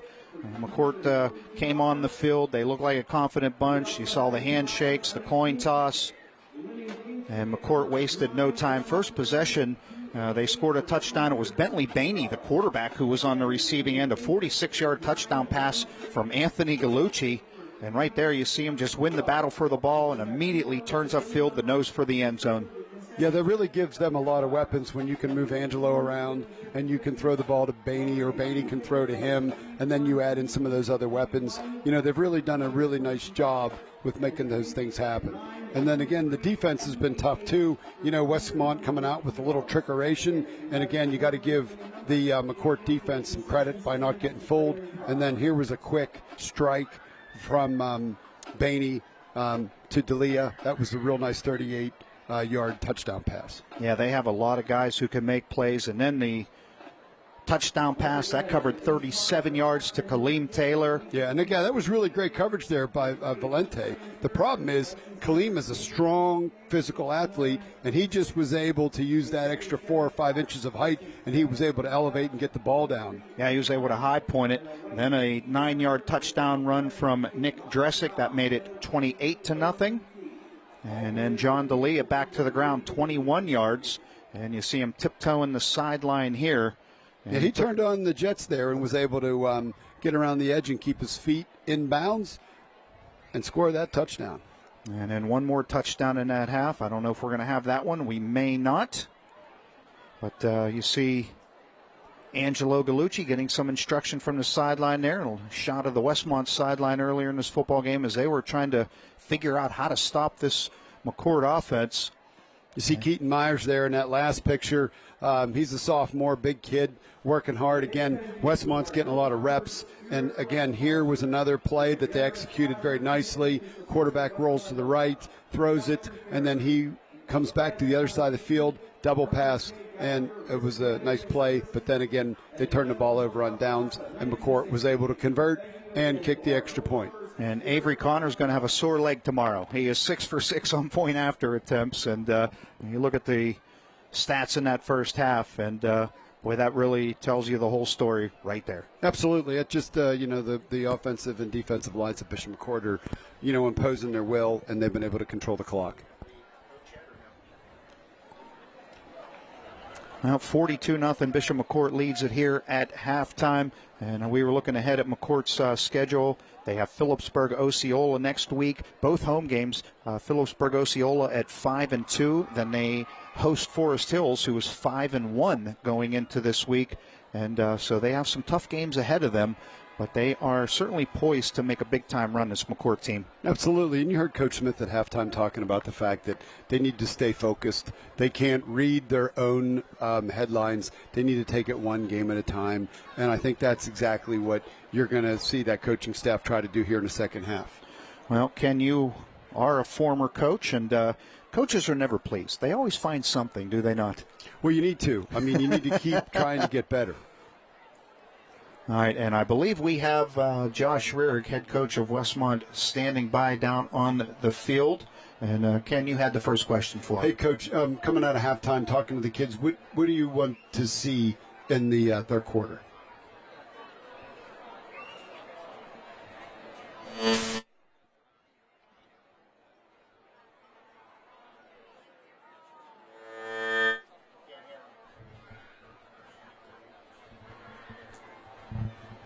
Well, I think we're having some technical difficulties with Coach Rearick's headset.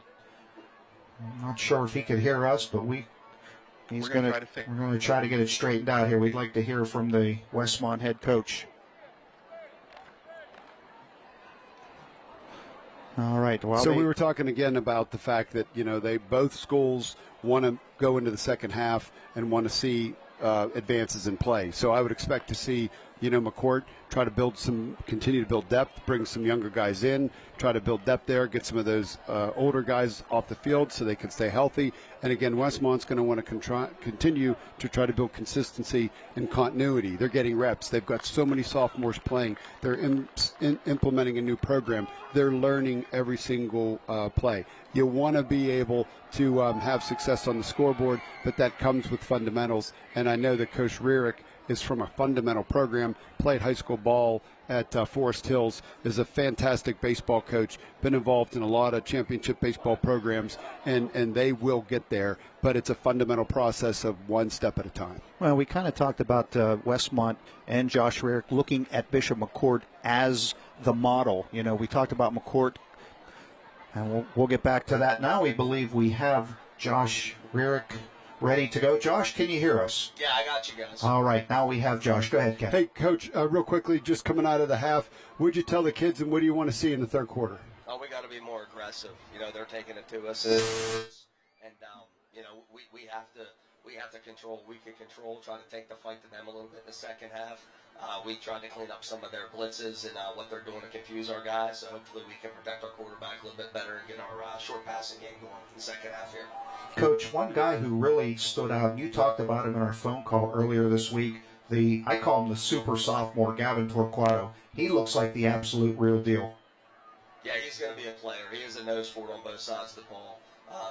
We're trying to get him involved on both sides as much as we can. And even though he's a sophomore, young guy, he's up to the task. I'm real happy with the way he's playing today. Coach, we thank you for the time. We wish you luck in the second half. Hey, guys, thank you. Thank you. All right, that is the head coach of Westmont, Josh Rearick. We'll be back with the second half kickoff right after this on the Good Feet Stores Friday Night Rivals, presented by Levin Furniture.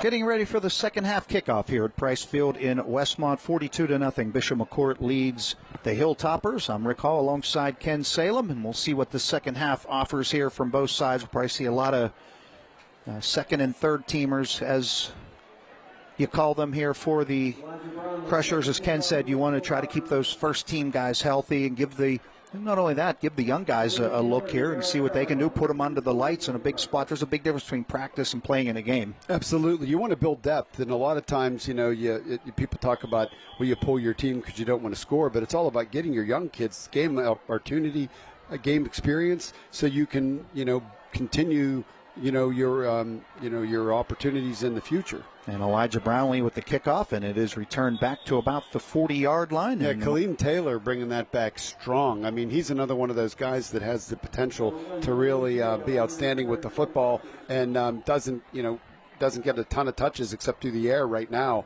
And he's a big, strong kid. Yeah. 6'1", 195-pound junior.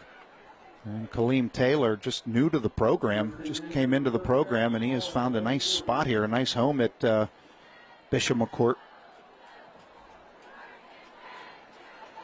Yeah, and he's just one of those guys. He looks athletic on the field, and a quick hit to the near side. That'll be a 5-yard gain, and that pass complete to Nick Dressick. The pass by Bainey is complete to Dressick. Yeah, McCourt's got a spread offense. They're out in what we used to call deuces. They had two receivers to each side, one back set. They try to work quick. I imagine they're going to be, trying to work on their short passing game, because this first team unit won't have a whole lot of reps left. And, they want to make sure that they get some good reps here in the second half. Real powerful run there by D'Elia again. I just can't help but getting excited when you look at that McCort offensive line. Looking at Tommy Oshu, that was a solid block there. Again, he's playing over on that side right next to Fetzko. Rodriguez is to his left. And, that is just a strong, big, physical offensive line. It sure is, and that carry was good for a UMH Properties first down. Live better, start sooner with UMH Properties. Visit UMH.com, and now they run it to the near boundary. And that might be another first down, depending on the spot. And that was Brady Page with the football. I'm sorry, Ken. Yeah, real great block there, again, with a lead block by D'Elia. A sort of a power sweep. And, they were able to get the corner, and that's just those are big chunk plays. Well, they're going to spot that a yard short. So it'll bring up a 2nd and 1 here. Again, the clock will be running the rest of this game with a 42-point spread. And now Gallucci goes in motion, and they hand it off. And bouncing off a tackle is D'Elia, gets to the outside, and I think he does have the first down here. That's a solid play by Westmont. Again, you talked about Gavin Torquato coming up on the corner, making the play. They stretched it.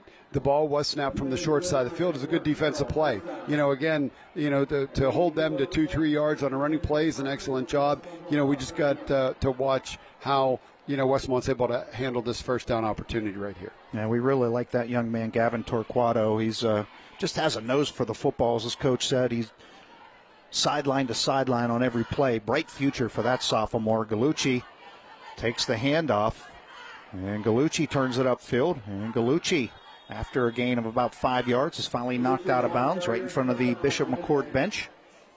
One of the things that you look at when you're building a program that Coach Rierick's looking at, and I know some of the guys that coached in WAIF, which is Westmont's Youth Football League, this sophomore class had success against their peer group as they came up. So, if that class sticks together and continues to learn, the processes, and they love the process, and they work in the off season, there's skill there, there's potential there to get this thing turned around, as Coach Smith expected them to do when he was talking about Coach Rierick. Yeah, no doubt about that. Here's D'Elia on the pitch to the near boundary.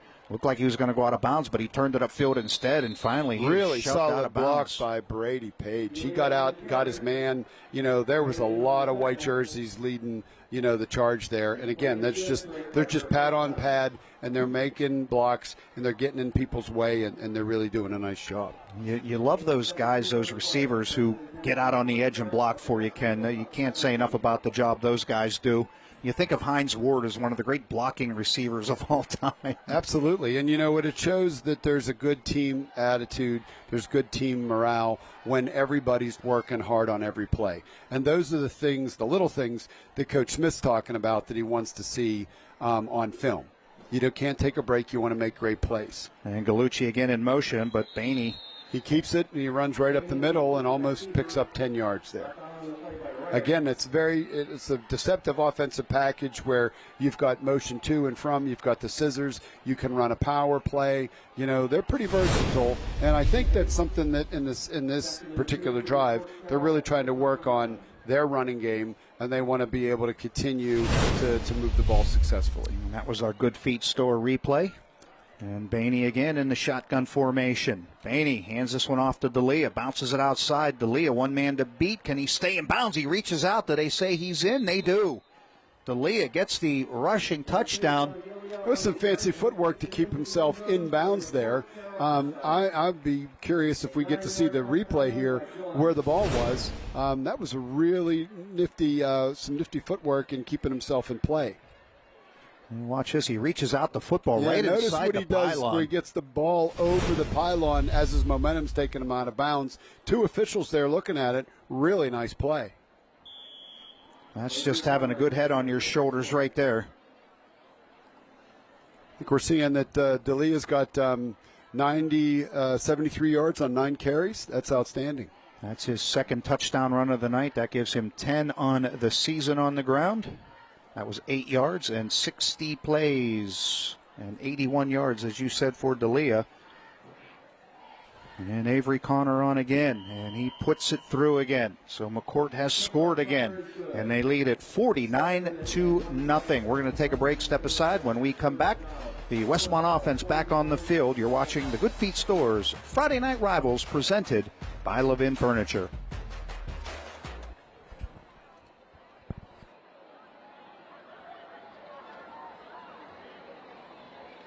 Yes. How's this? I think I had it.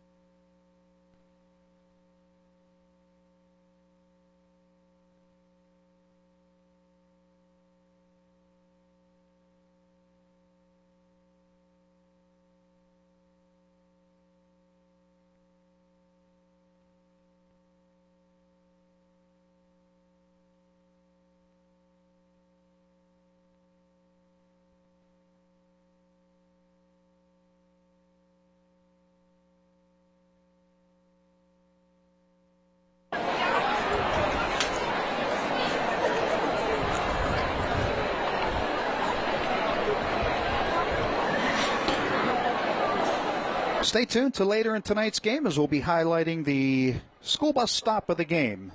The law in every state requires drivers to always stop for a school bus when the stop arm is out and the red lights are flashing.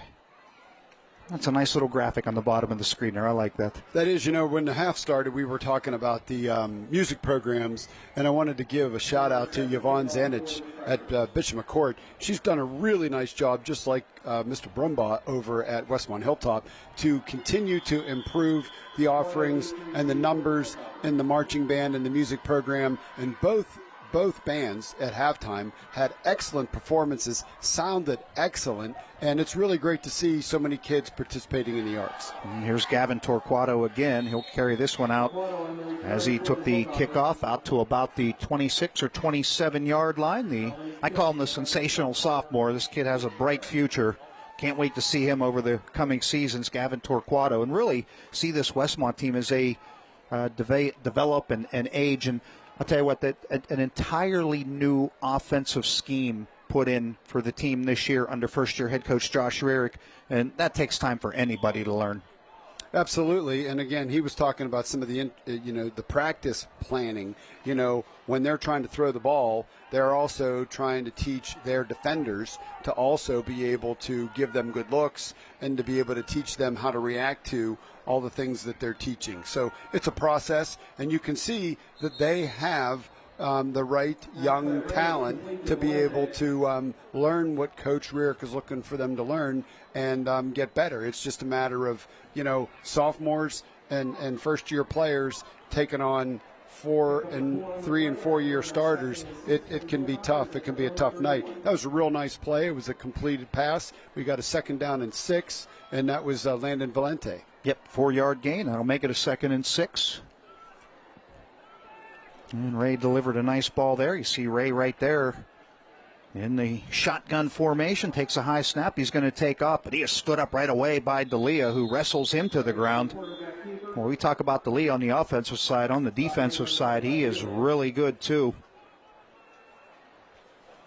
Yeah, one of the advantages, again, I keep going back because I'm an old line coach, but when you have a front 4 like McCort, with those 2 excellent ends and those 2 big guys inside, that really gives those linebackers the opportunity to play clean. So that means no one's getting into their pads, and they're able to scrape to the ball. They're able to blitz when necessary, and that's something that McCort is showing, that front 5 is letting their linebackers really play clean. And a quick hit to the near side again, and this one is hauled in by Derek Gartner. Real nice play. That moves the sticks to, I think it's 4th and about a half a yard. And the 16th catch of the season for Derek Gartner. Has a couple of touchdowns under his belt on the season. 5 yards on the play. And they gain 5, and it's going to be a 4th and 1. Looks like the Westmont offense going to remain on the field here. Absolutely. Coach Rierick's saying, hey, we're trying to win the second half. We want to put out a better performance. He said he wanted to be a little bit more aggressive, and he's going to lead by saying, I don't care. I'm looking for good film. I'm looking for good plays, and he's going to make those decisions and go for it. And this is a keeper by Ray, and he will not get there, and Westmont will turn it over on downs. You saw a couple of Westmont guys pointing that they got the first down, but he's well short as referee Tom Fox signals first down the other way for the Crushers. Yeah, with that, they went over there to McCourt's left side, and I think that's where Gordon was. And again, he's having a really, really solid game over there. And there was just no push, and he didn't have any opportunity there. Yeah, Marquez Gordon, you mentioned him. He is leading McCort coming into tonight with 8.5 sacks, 13 tackles for loss on the year. And he's added to those totals here tonight. So a new quarterback in the game for Bishop McCort. That is Jackson Varga, the freshman, 6'1", and 160 pounds. And he will hand this one off. And around the edge they come, and a big hit. And the ball carrier knocked to the ground. And that looked like Cole Wyant. It was.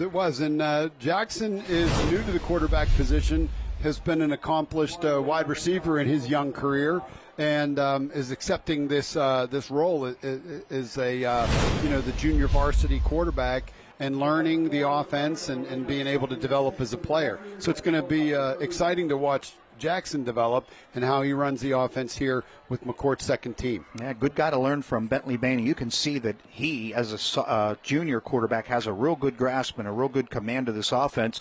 And this one is handed off here to Marquez Gordon. He tries to bounce it outside, and he does, off another tackler. And then he is knocked out of bounds, and he may have enough for a first down. We'll see. Absolutely, and I'll tell you what, that's a tough pull for Westmont. When McCort puts its second team in, and their fourth running back that they put in is Marquez Gordon. Yeah. I mean, he's tough. It's a pretty good luxury. It is.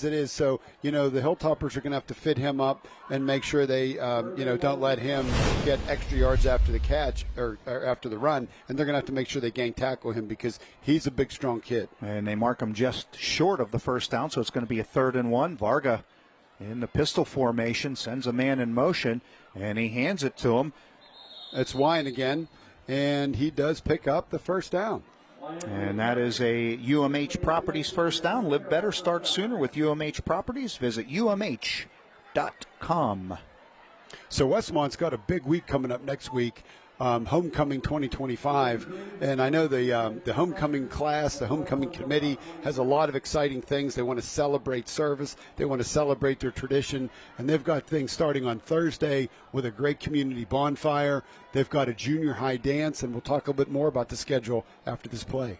Yeah, a lot of good things going on up there. A lot of these guys go down and volunteer at the Women's Help Center. Varga going to keep this one. He has some room around the left edge. He cuts it upfield, and finally he is hauled down as the football loose. Look at him go. That was a little bit of improvisation there. I think he actually, there was a little miscommunication on the handoff, and he was able to recognize that there was a broken play. He got outside. You'll see here, I think they wanted to hand that off there. It didn't happen, and then he just pulled the ball down and took off running. And it was knocked out. It was Aiden Newcomer who was able to pounce on that football and keep possession for Bishop McCort. Yeah, but a heads-up play by the freshman quarterback for sure. You can see the speed he possesses. He was able to get to the edge and turn it upfield. Well, he'll go into the pistol formation, sends a man in motion, hands it off again. This is Cole Wyant around the right side, and Wyant's going to take it in for the touchdown. Cole Wyant. 4-yard touchdown run for Cole Wyant. Senior, 185-pound senior jumping in there with the second group. A nice run by the senior right there, getting some playing time for Bishop McCort. The right side of the offensive line, which has, I'll have to check the names when we see them again, but they did a really nice job of sealing the edge, and he was able to take that ball and take it to the pylon. It was a real nicely executed play by McCourt's second-string unit there. And on to attempt the point after is Jackson Varga, the freshman quarterback who just led the touchdown drive. I think Avery Connor, his leg might have to be in the ice bucket, and the kick is up, and it is good. So Varga able to put one through. That's really important. It's really important that they let Jackson get in there and start getting some game experience in kicking, because a lot of times, you work your guys and you play them over and over in practice, but it's really important to get some game reps, so it's great to see. Well, let's take a look at one of our West Central Equipment line mowers. The Good Feet Store's Friday Night Rivals, presented number 70, Christian Probosi, the 6-foot, 240-pound senior. And he has had his hands full tonight, but he's done a pretty nice job, all things considered. For your lawn and garden equipment needs, turn to West Central Equipment, your authorized John Deere dealer with locations in Martinsburg, Evansburg, and Somerset. It's unfortunate you get this game on this game of the week, and it's against a rival. Coach Rierick had told us earlier, and he didn't want it to be an excuse. There's a couple real good linemen that aren't available tonight for Westmont, and hopefully they recover and are able to get out there next week so they can, continue their growth in the season. But, when you have guys that are penciled in as starters that can't play in a rivalry game like this, it makes it pretty tough, and you got to give Probosi a lot of credit for rallying those substitutes and being a leader out there. Yeah, absolutely. It's one thing when you're a young football team, and then you add the injuries, like you said, Ken, that they're facing on top of that. That just makes it that much more difficult for you. And Varga going to kick it off, and it's a good kickoff. And it is fielded by Torquato, and he is out over the 30-yard line, and the Westmont offense will come back on the field. Well, here's a great opportunity for the Westmont offense to come out and to try to establish something good here. And there's a man down on the field, and he looks a little bit shaken up on the play, and they will attend to him immediately.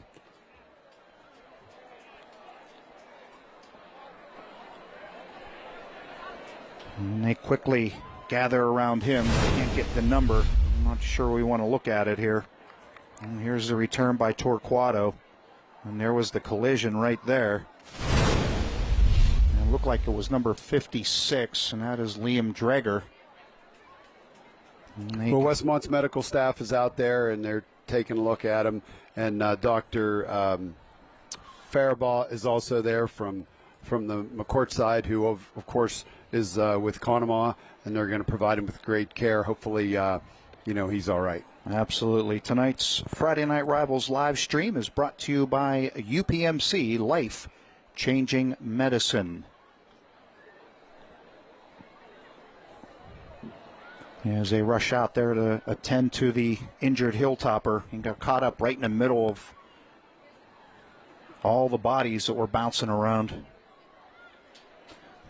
Preview of what's coming up next week. We head out to Sidman, and that should be a really good one. Both teams 5-1 coming into this weekend's action. Bishop Guilfoyle, the Marauders, take on the Rangers. That will be on the Allegheny CW6, and that should be a heck of a football game, Ken. Looking forward to that one. Absolutely. You know, it's fun to go out to Forest Hills. I can remember back in the coaching days out there, you know, the fans are into their football, and Forest Hills is turned the corner. Like you're saying, 5-1. You know, Bishop Guilfoyle's arguably been one of the best Class A schools in the last 10 years, you know, with multiple state championships. That matchup looks like it'll be outstanding and a very exciting game. Yeah, no question about that. And there's going to be a lot on the line in that football game as both teams take a knee and they continue to show concern for the injured Westmont Hilltopper down on the field.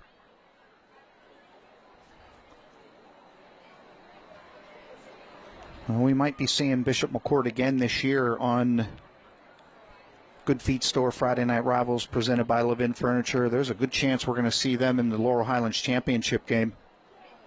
And we're going to step aside, take a break. As there's a break on the field, we'll take it with them. You're watching the Good Feet Store's Friday Night Rivals presented by Levin Furniture.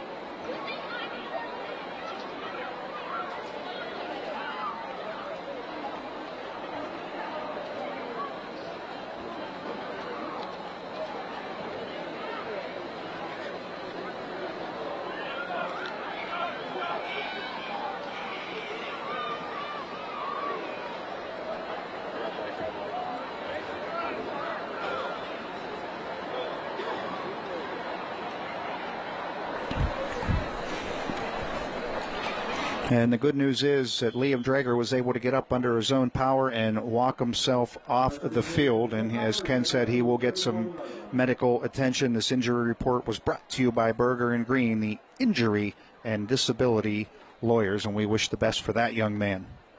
Yeah, you hate to see someone, you know, get an injury here in any time of the game. And, you know, with Westmont getting the ball back here with an opportunity to put some plays together. And Noah Subich, a quarterback, he hands it off, and that play goes nowhere. That line is just rock solid. That was Gavin Torquato on the carry. And some new linemen in the game. Yeah, Dom Chippy was involved in that. You got number 51 is Liam Statler playing the left tackle. And also number 77, Travis Jones. And the big freshman Travis Jones at 6'2" and 220 pounds. Not only are they built for the present, Bishop McCort, they also have some youngsters that can get it done on the football field. And Subich again sends a man in motion, and this play is blown dead.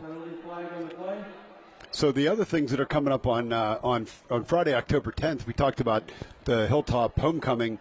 There is a huge pep rally at the high school to announce the court, and there's also going to be a pep rally at the elementary, and then there's going to be a parade down Luzerne Street, as well as the varsity football game that evening.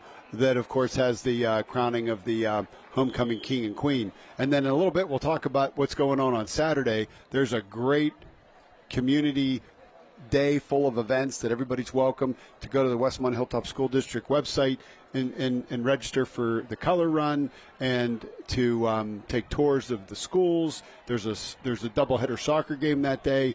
as well as an all-class reunion at the Boulevard Grill. So a lot going on for the Hilltop community next week with Homecoming 2025. And Noah Subich, the freshman quarterback, able to find Landon Valente for a nice gain for the Hilltoppers. Gain of 8 yards on the play. And that was listed as a gain of 8. And that's the end of the third And that will do it for quarter number 3.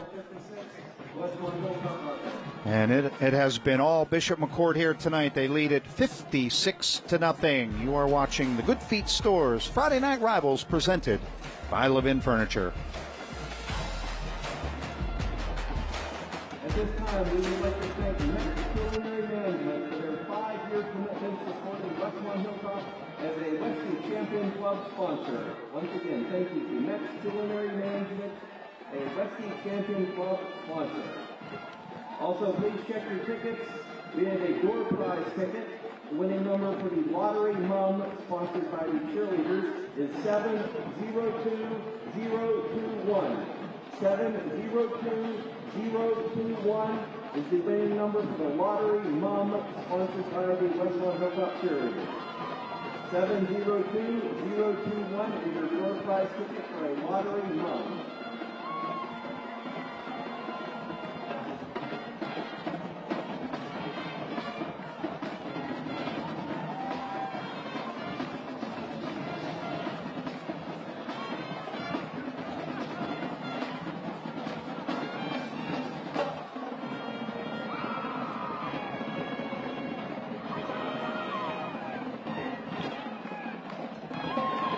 Hilltoppers begin the fourth quarter, third and 8 at their own 33.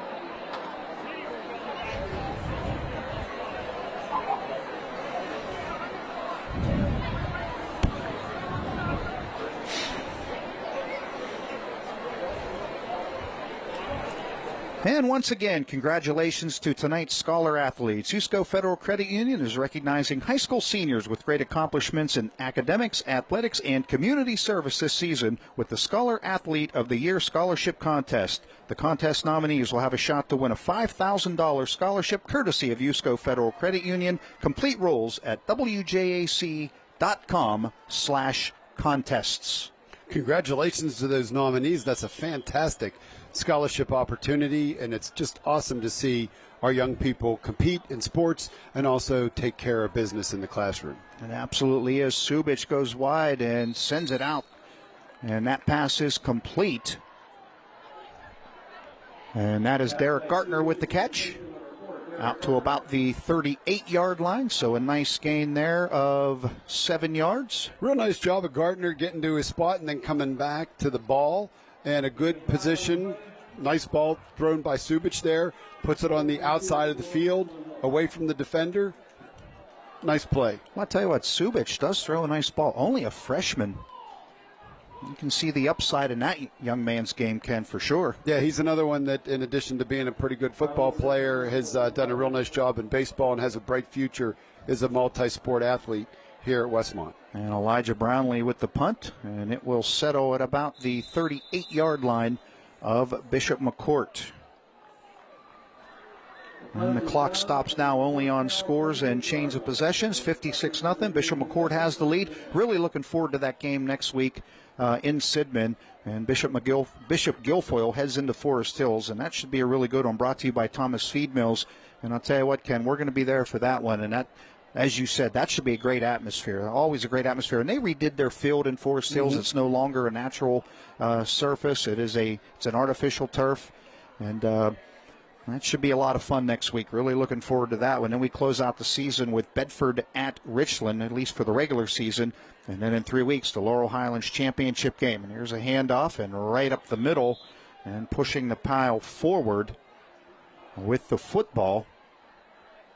And number 33, that was Colin. Help me with that name. Beisinger. Yeah, excellent job. He was very low to the ground. Great knee action there. Definitely picked up some nice yards after first contact. Colin is an 11th grader. The line of scrimmage now the 43-yard line, so a 5-yard gain on that play. Seen a lot of different names and jersey numbers in here for the Bishop McCort Crimson Crushers. Yeah, Ethan Rosewad is in a tackle. And we also have Austin Oshu is also out there, as well as Brooks Fordyce. And a penalty here on Bishop McCort. I believe that was a delay of game. Lucian Liberato, some all new linemen. That second line group there has some nice size as well. And that'll take it back to a 2nd and 10 here for the Crushers as the clock continues to wind. Now at 9:43 left here in this one. We'll be down on the field after the game for the Friday Night Rivals trophy presentation. 3 seconds left on the play clock. And Varga again keeps it. He is under pressure immediately, able to avoid one man, but not the second, and he is slung to the ground. And a good tackle there by Gavin Torquato. I'll tell you what, if I had $1 for every time you mentioned his name tonight, really playing tough. Yeah, he's got to give him a lot of credit. You love to see when teams are growing that those young players continue to fight, regardless of the score, knowing that better times are ahead. Yeah, 5'11", 180. I beg your pardon, 5'9", 165, Gavin Torquato, and he still has a lot of growing to do. Loss of 12 on the play, 3rd and 22 for the Crushers. And now Varga again.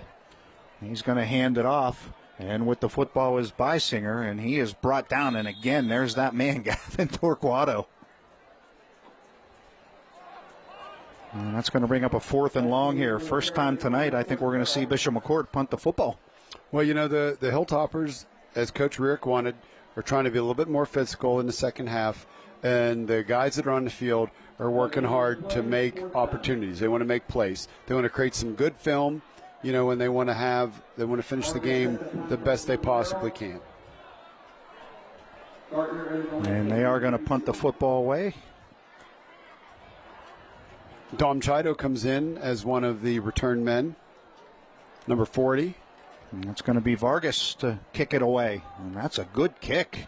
And that's going to drive the return man back. He fields it on a bounce, has some room, and cuts it upfield. Nice return by Valente there. Pushed out of bounds by 33.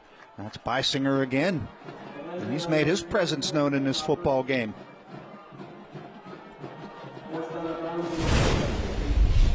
You see it right here. Good hands right there to field it on the bounce. Able to make a little stutter step move, made a man miss, and then Beisinger over to lower the shoulder into him. Also in on the play was Dominic Chippy, the sophomore. A lot of young guys on the field right now contributing. And the ball right at midfield for Westmont. See if they can get something on the board here. 2 receivers to the right, 1 to the left, 2 backs in the backfield. And Subic will take the snap, and he is under pressure right away, and he is dropped back at the 35-yard line, a 15-yard loss. And they're actually going to spot this football where? And he was under pressure immediately. Yeah, it almost looked like on this play, there's so much pressure, it sort of looked like they were going to set up a middle screen, but they actually weren't. There just was a breakdown in the blocking assignment there, and the young Crusher defensive line was right upfield. It looked like Giovanni, I'm going to get his name right. Would you say it was Simon Dinger? Simon Dinger. He was the first man through. And Statler's out on the field there. And now taking the snap and rolling to his left is Subic. He'll heave it downfield, and nobody around the football, so that pass will fall incomplete. The clock will continue to run.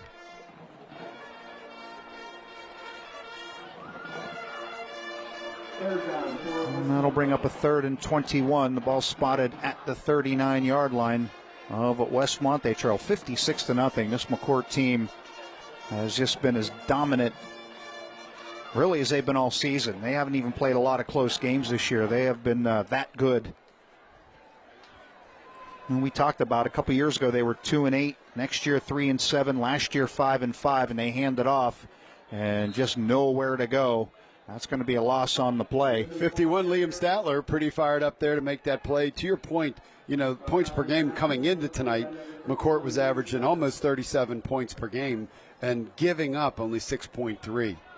They've been able to. That's pretty dominant. 68 first downs and giving up 21. So, they've been playing good football. But if you talk to Coach Smith and some of his coaches, they are looking for a complete game. He talked about perfection, but you want to eliminate mistakes. And that's why I think they're focused on that 1-0 mantra every single week. You don't want to get too, involved in that. And I think we're going to have some interference on the receiver here. Yeah, it was a good kick, an end-over-end kick, and the receiver was not given the opportunity to field the punt. That was Jackson Varga who was back to field it, but he got run into by Dominic Chido. Kick catching interference. And you can hear Tom Fox relaying the message to his fellow officials.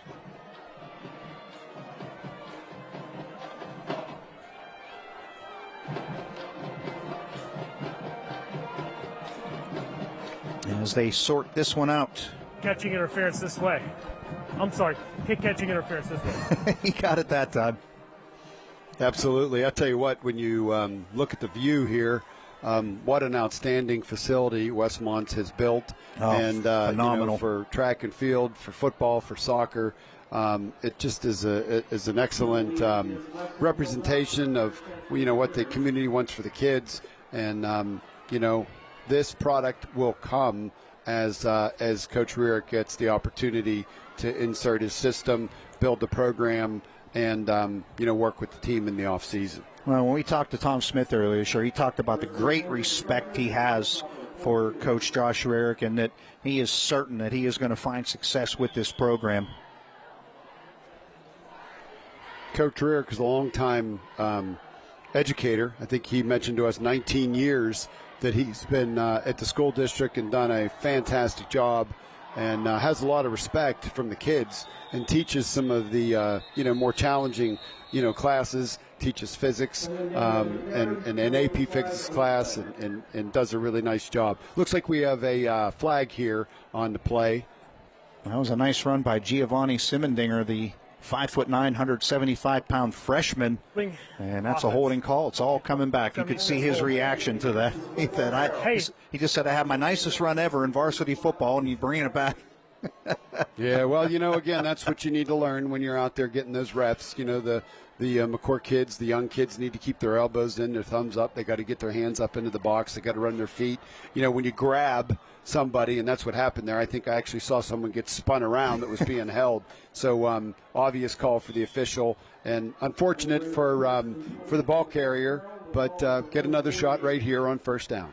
It's going to take it back to the McCort 48-yard line.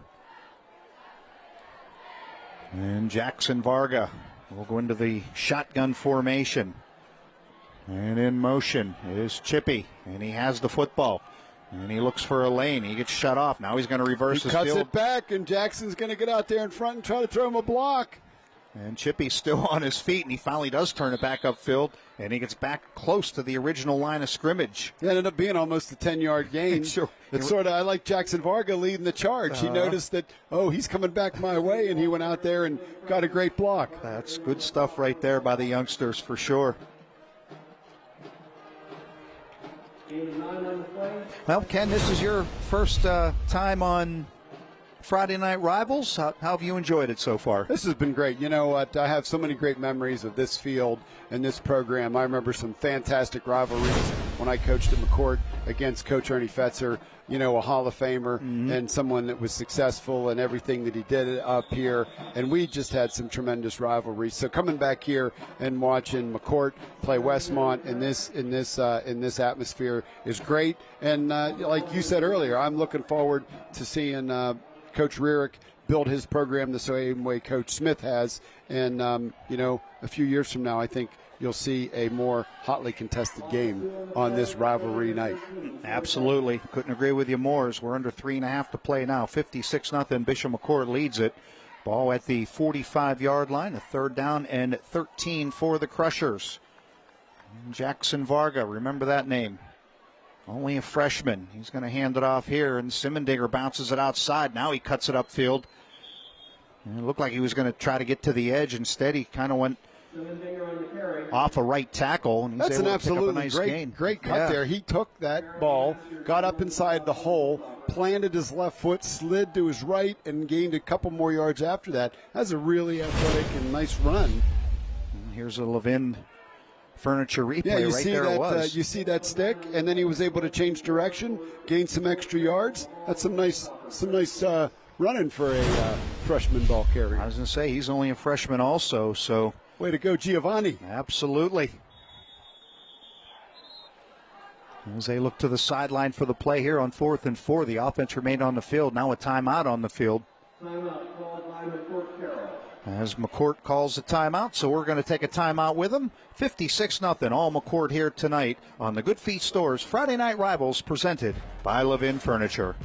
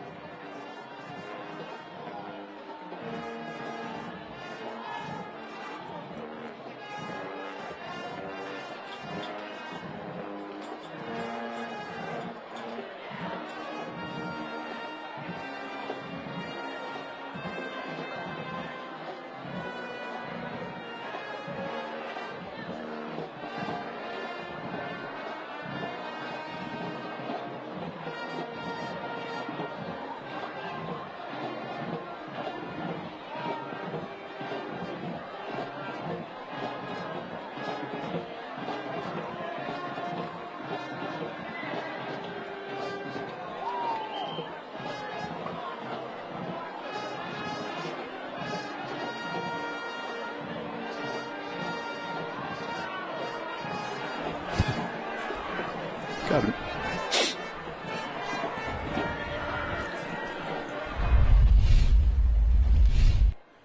Here's one of today's West Central Equipment line mowers, number 70 for the Westmont Hilltoppers, and that is Christian Probozzi, the 6', 240-pound senior, and he has done everything he could tonight here to help this Westmont club. West Central Equipment is your authorized John Deere dealer.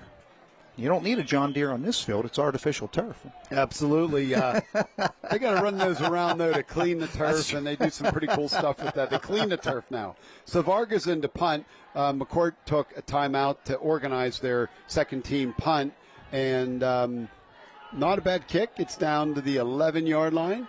Westmont will have an opportunity to have one more possession before the game ends. And we're going to be down on the field at the end of the game to hand out the Friday Night Rivals trophy.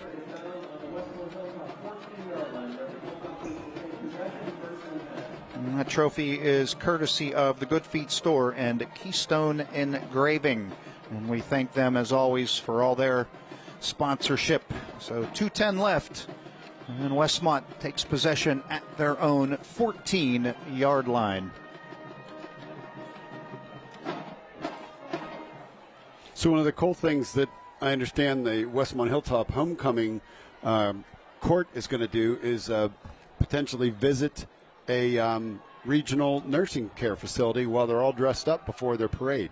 Again, the Hilltop homecoming court today met to talk about how they can do more service for the community and do great things in the community and help the alumni and community leaders and members, I should say, celebrate what's going on in the school and the school community.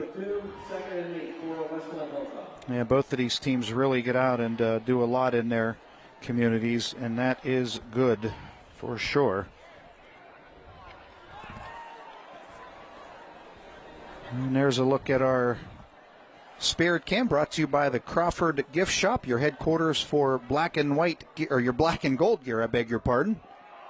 And this one is thrown long down the field and just incomplete. I'm thinking the defender got a hand in there. That was Aiden Newcomer to knock that away. Aries Myers was open for Westmont. Aries is a young player, very quick, good speed. Wasn't able to bring that one in. Good long throw there by the quarterback. And he's only a freshman, Aries Myers. Well, the clock continues to roll as we approach the end of this one. And it has been all crushers here tonight. Coach Smith was talking about how excited he is about how his teams come together and really worked hard in the offseason, and more importantly, in the weight room. You know, a lot of guys put in the extra time that's required to take that next step as an athlete.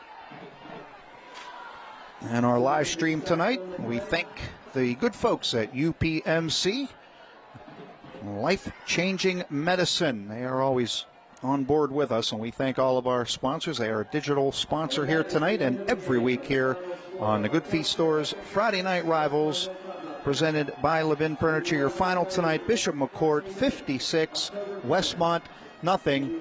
We're going to step aside, take a break, be back with the trophy presentation. Oh, we're not taking a break. I beg your pardon. We are not. We are not taking a break. My apologies to you. We have the stop of the game. And that was on the very first series. And that was the stop by Bishop McCort on that first Westmont possession. Stop of the game. Always remember to stop when the school bus arm is out. Priority First Federal Credit Union. They're going to put it in the air right to the edge on the first play, and it's complete to the near.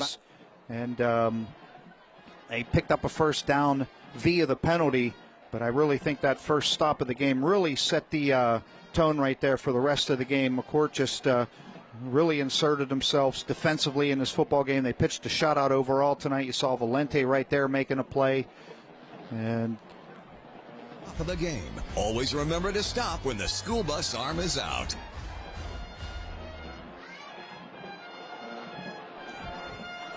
And there's a look at the teams shaking hands on the field after the game. Great display of sportsmanship by both clubs. Great shot here. Price Field, what a beautiful facility here in Westmont. The great work they did to refurbish this a few years back.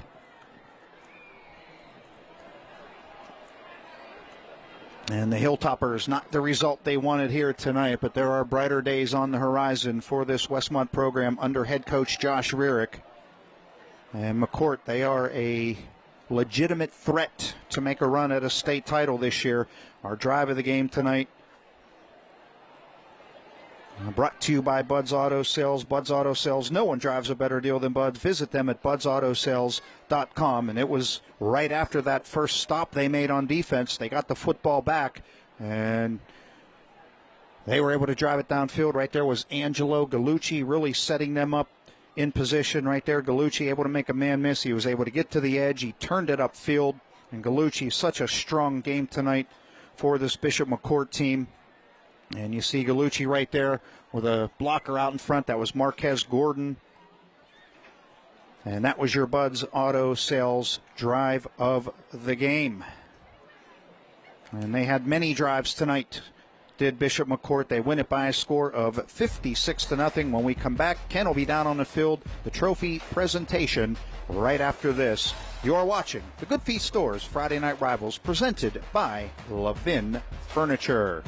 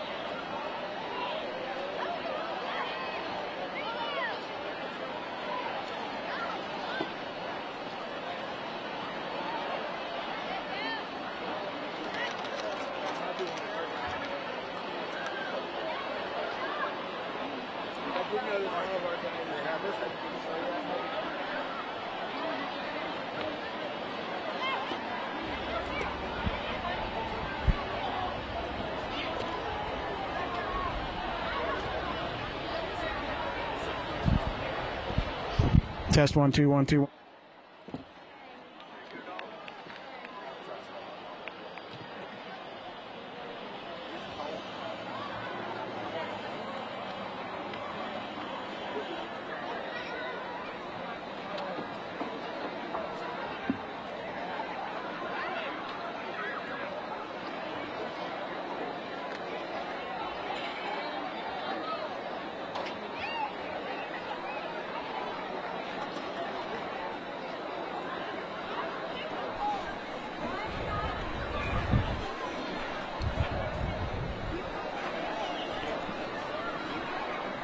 And welcome back to Price Field here in Westmont, where tonight the top team in Double-A in the state of Pennsylvania, in some polls, the Bishop McCort Crimson Crushers win it by a score of 56-0. And boy, what a impressive display they put on here tonight. They have a couple of games left this year, both at home. They will host Phillipsburg, Osceola, and then they will host Forest Hills. And they are certainly in the driver's seat to play in the Laurel Highlands Championship Conference game, which you will see on October 24th over on the mothership WJAC TV6. We are waiting for Ken to get ready down on the field, and he's going to hand out the Friday Night Rivals Championship trophy here tonight. And as soon as we get Ken ready, we will send it down to him. But our player of the game tonight is John D'Elia.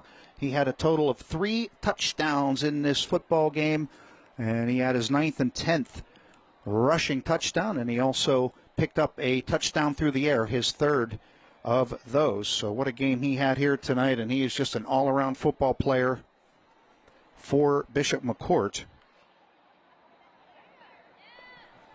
And you see right there a great shot from our camera right above us here in the broadcast booth.